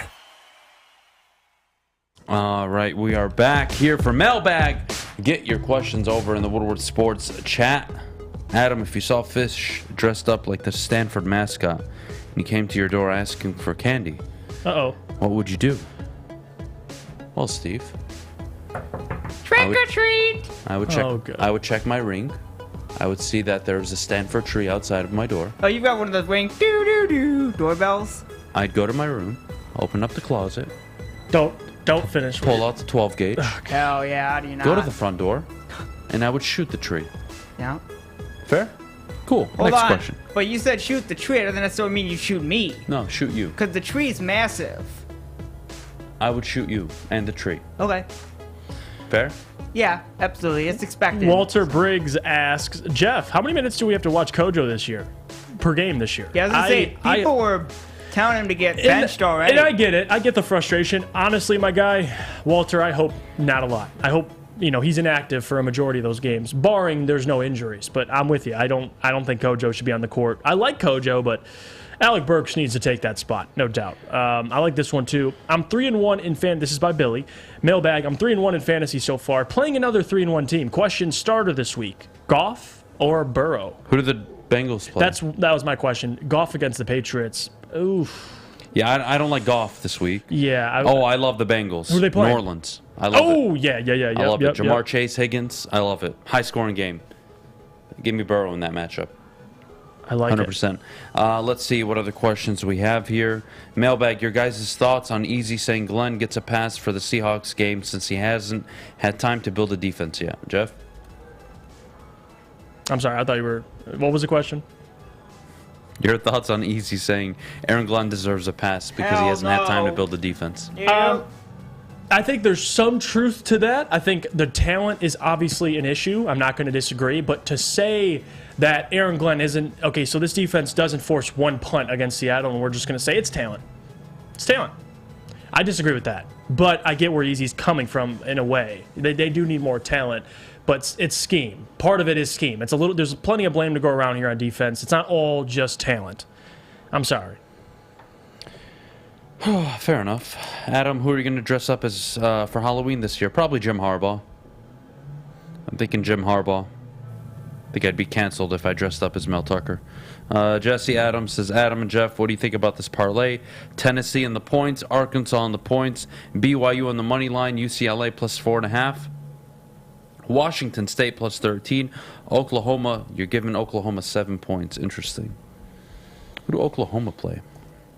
Texas. Red River Showdown. I would give Oklahoma the 7 points. I'm going to say that's a close game. I like it, Jesse. I like it. Well done. Well done. Let's see what other questions we have in the chat. It says Burrow plays Baltimore. Oh, wait, they play Baltimore? It says New Orleans on my screen.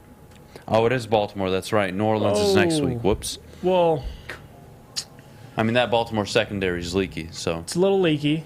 Yeah, I would probably still lean Burrow. I'm still going Burrow. I'm not giving Goff, who may not. I don't know. I don't see 40 points. I don't see 30 points from the Lions this week. I just don't. Yeah, I don't know how that offense is sustainable. And I like what Goff is doing. Love what Ben Johnson's doing. Right. But is that sustainable? It's the NFL, guys. Adam, are you going to jinx the Pistons like you did at the Lions and Tigers? Don't worry. I'll say they'll finish with the worst record in basketball. Don't worry. What the hell is Brad Holmes going to do about this place kicker problem? It's bad and it has cost the Lions wins. They just signed Michael Badgley, I'm pretty sure. Who went 4 for 4 over the weekend for the He's historically Chicago Bears. Pretty solid kicker. He played, I think it was with the Chargers last year, or with the Colts, excuse me. Had a pretty good season, so. Mark says, what more does Goff have to do to earn an extension in your eyes, Jeff? I'm not there yet because I don't have to have that conversation. Like I don't want to have the Goff extension conversation because I still have him for 2 years. Now, do I like him right now? Yes. Is there a chance that the Lions go completely all defense next year or mostly defense? Yes. And you wait to draft a quarterback? For me, I'm not going to have the conversation about extending Jared yet. You still got 2 years left on him. So he's playing the I'm with you. Arguably I'm not the having best the football of his conversation. I career. still have him under contract. I'm not giving him an extension anytime soon. Yeah. I'm not making that decision. It's too early. Traveling to Foxborough from Detroit this weekend. What should my sign say? Lions Go suck. F yourself, Matt Patricia. Ooh, I like that. Or F you, fat boy. Or F you, fat pencil boy. Yep. Yep. F you, pencil head. Throw the pencil in there. Congratulations on gaining 50 pounds. I don't know. Just anything. Anything regarding Matt Patricia, I think works. Adam, so sorry you picked a losing team. I think you should jump ship. You Michigan fans are funny, man.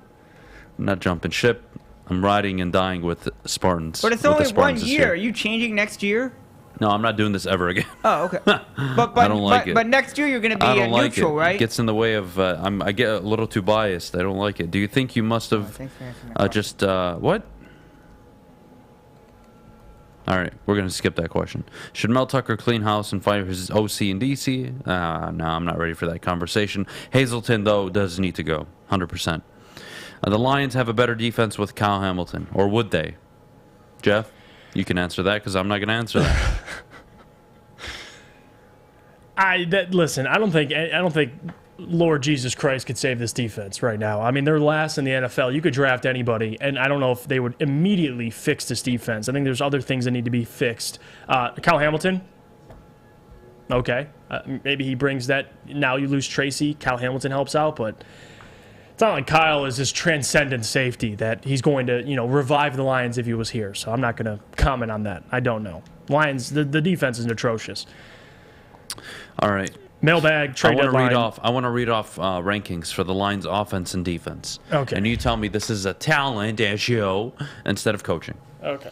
Points per game, number 1. Total offense, number 1. Rushing offense, number 6. Passing offense, number 5. Third down offense, 19th.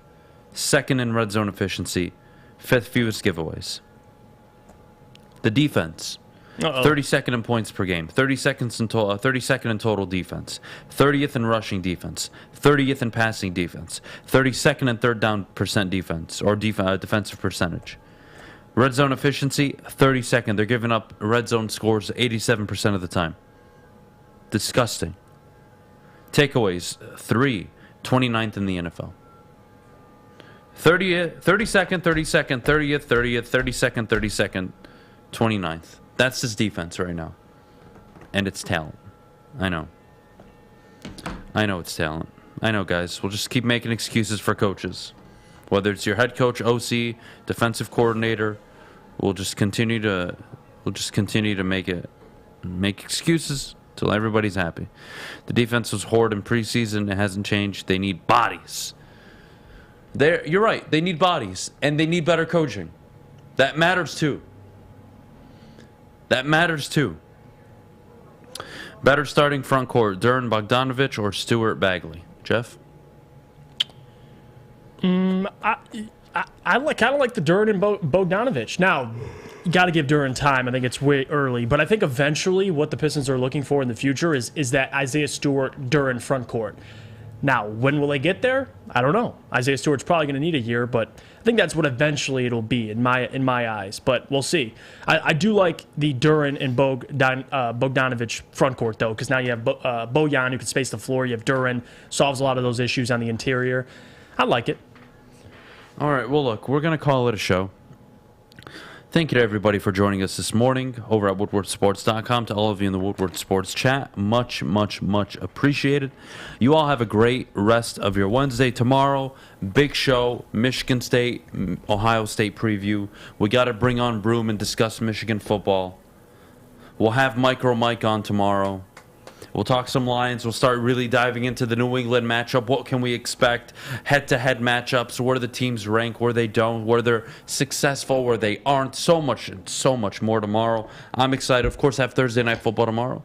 Indianapolis and Indianapolis and Denver should be a good game. All that and more. You all have a great rest of your Wednesday. Fish, shut the hell up. We'll see you guys tomorrow. Go watch Champions League. Great day.